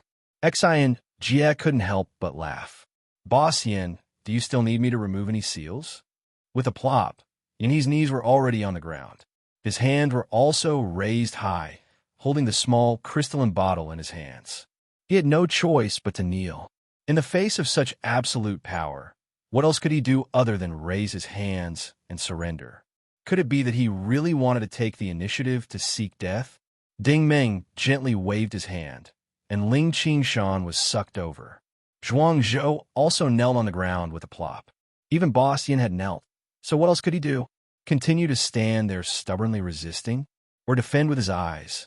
Ding Meng put away the small bottle and said expressionlessly, "Don't let me see you guys again, and don't have any ideas about Xian Jie. Melting you guys is much easier than the hookah pipe." There was a trace of regret in his tone. If it weren't for the time constraints, he could have absorbed Ying Xiong's origin energy. A warlord's origin energy index was in the tens of millions. To him, even a mosquito's origin energy index was still meat. "I will obey Master Ding's orders." Yin's attitude was very proper. Only then did Ding Meng retract his aura and stop the operation of the origin in his body. "Let me ask you, who exactly is the Fifth Lord?" Yin said, "I don't know. I only know that the force that Julie has developed over the past few years is called the Fifth Lord's name." Ding Meng said, "What's the thing that's locked onto your control panel?" And he finally told the truth. "It's a warehouse. It's filled with the wealth and resources that the Heavenly Dragon Division has accumulated over the years." Xian Jie took the initiative to walk forward. "Ding Meng, should we open it?" Ding Meng muttered to himself, "Forget it. There might not be anything useful inside. Let's go back first." A long time after Ding Meng and the other two left the courtyard, Zhuang Zhou felt that his legs were numb from kneeling. After confirming that there was no one around, he stood up, trembling. It was only then that he realized that his entire body was drenched in cold sweat. And he also stood up. Both of them looked a little numb. They couldn't believe what had just happened. Ding Meng hadn't even attacked them personally, but they were already scared out of their wits. Beanian said that this Ding Meng was powerful. "I finally understand now." Zhuang Zhou still felt a lingering fear when he recalled the scene where Ding Meng had melted the pipe with his mouth. In any case, he had never seen such a person before. Yin's eyes were a little dull, but his tone was meaningful. "I'd rather offend the Apocalypse group than offend this man." Zhuang Zhou asked, "Is he a warlord?" Yin sighed. "Based on my past experience, I'm afraid he's more than that." Zhuang Zhou immediately felt a chill run down his spine.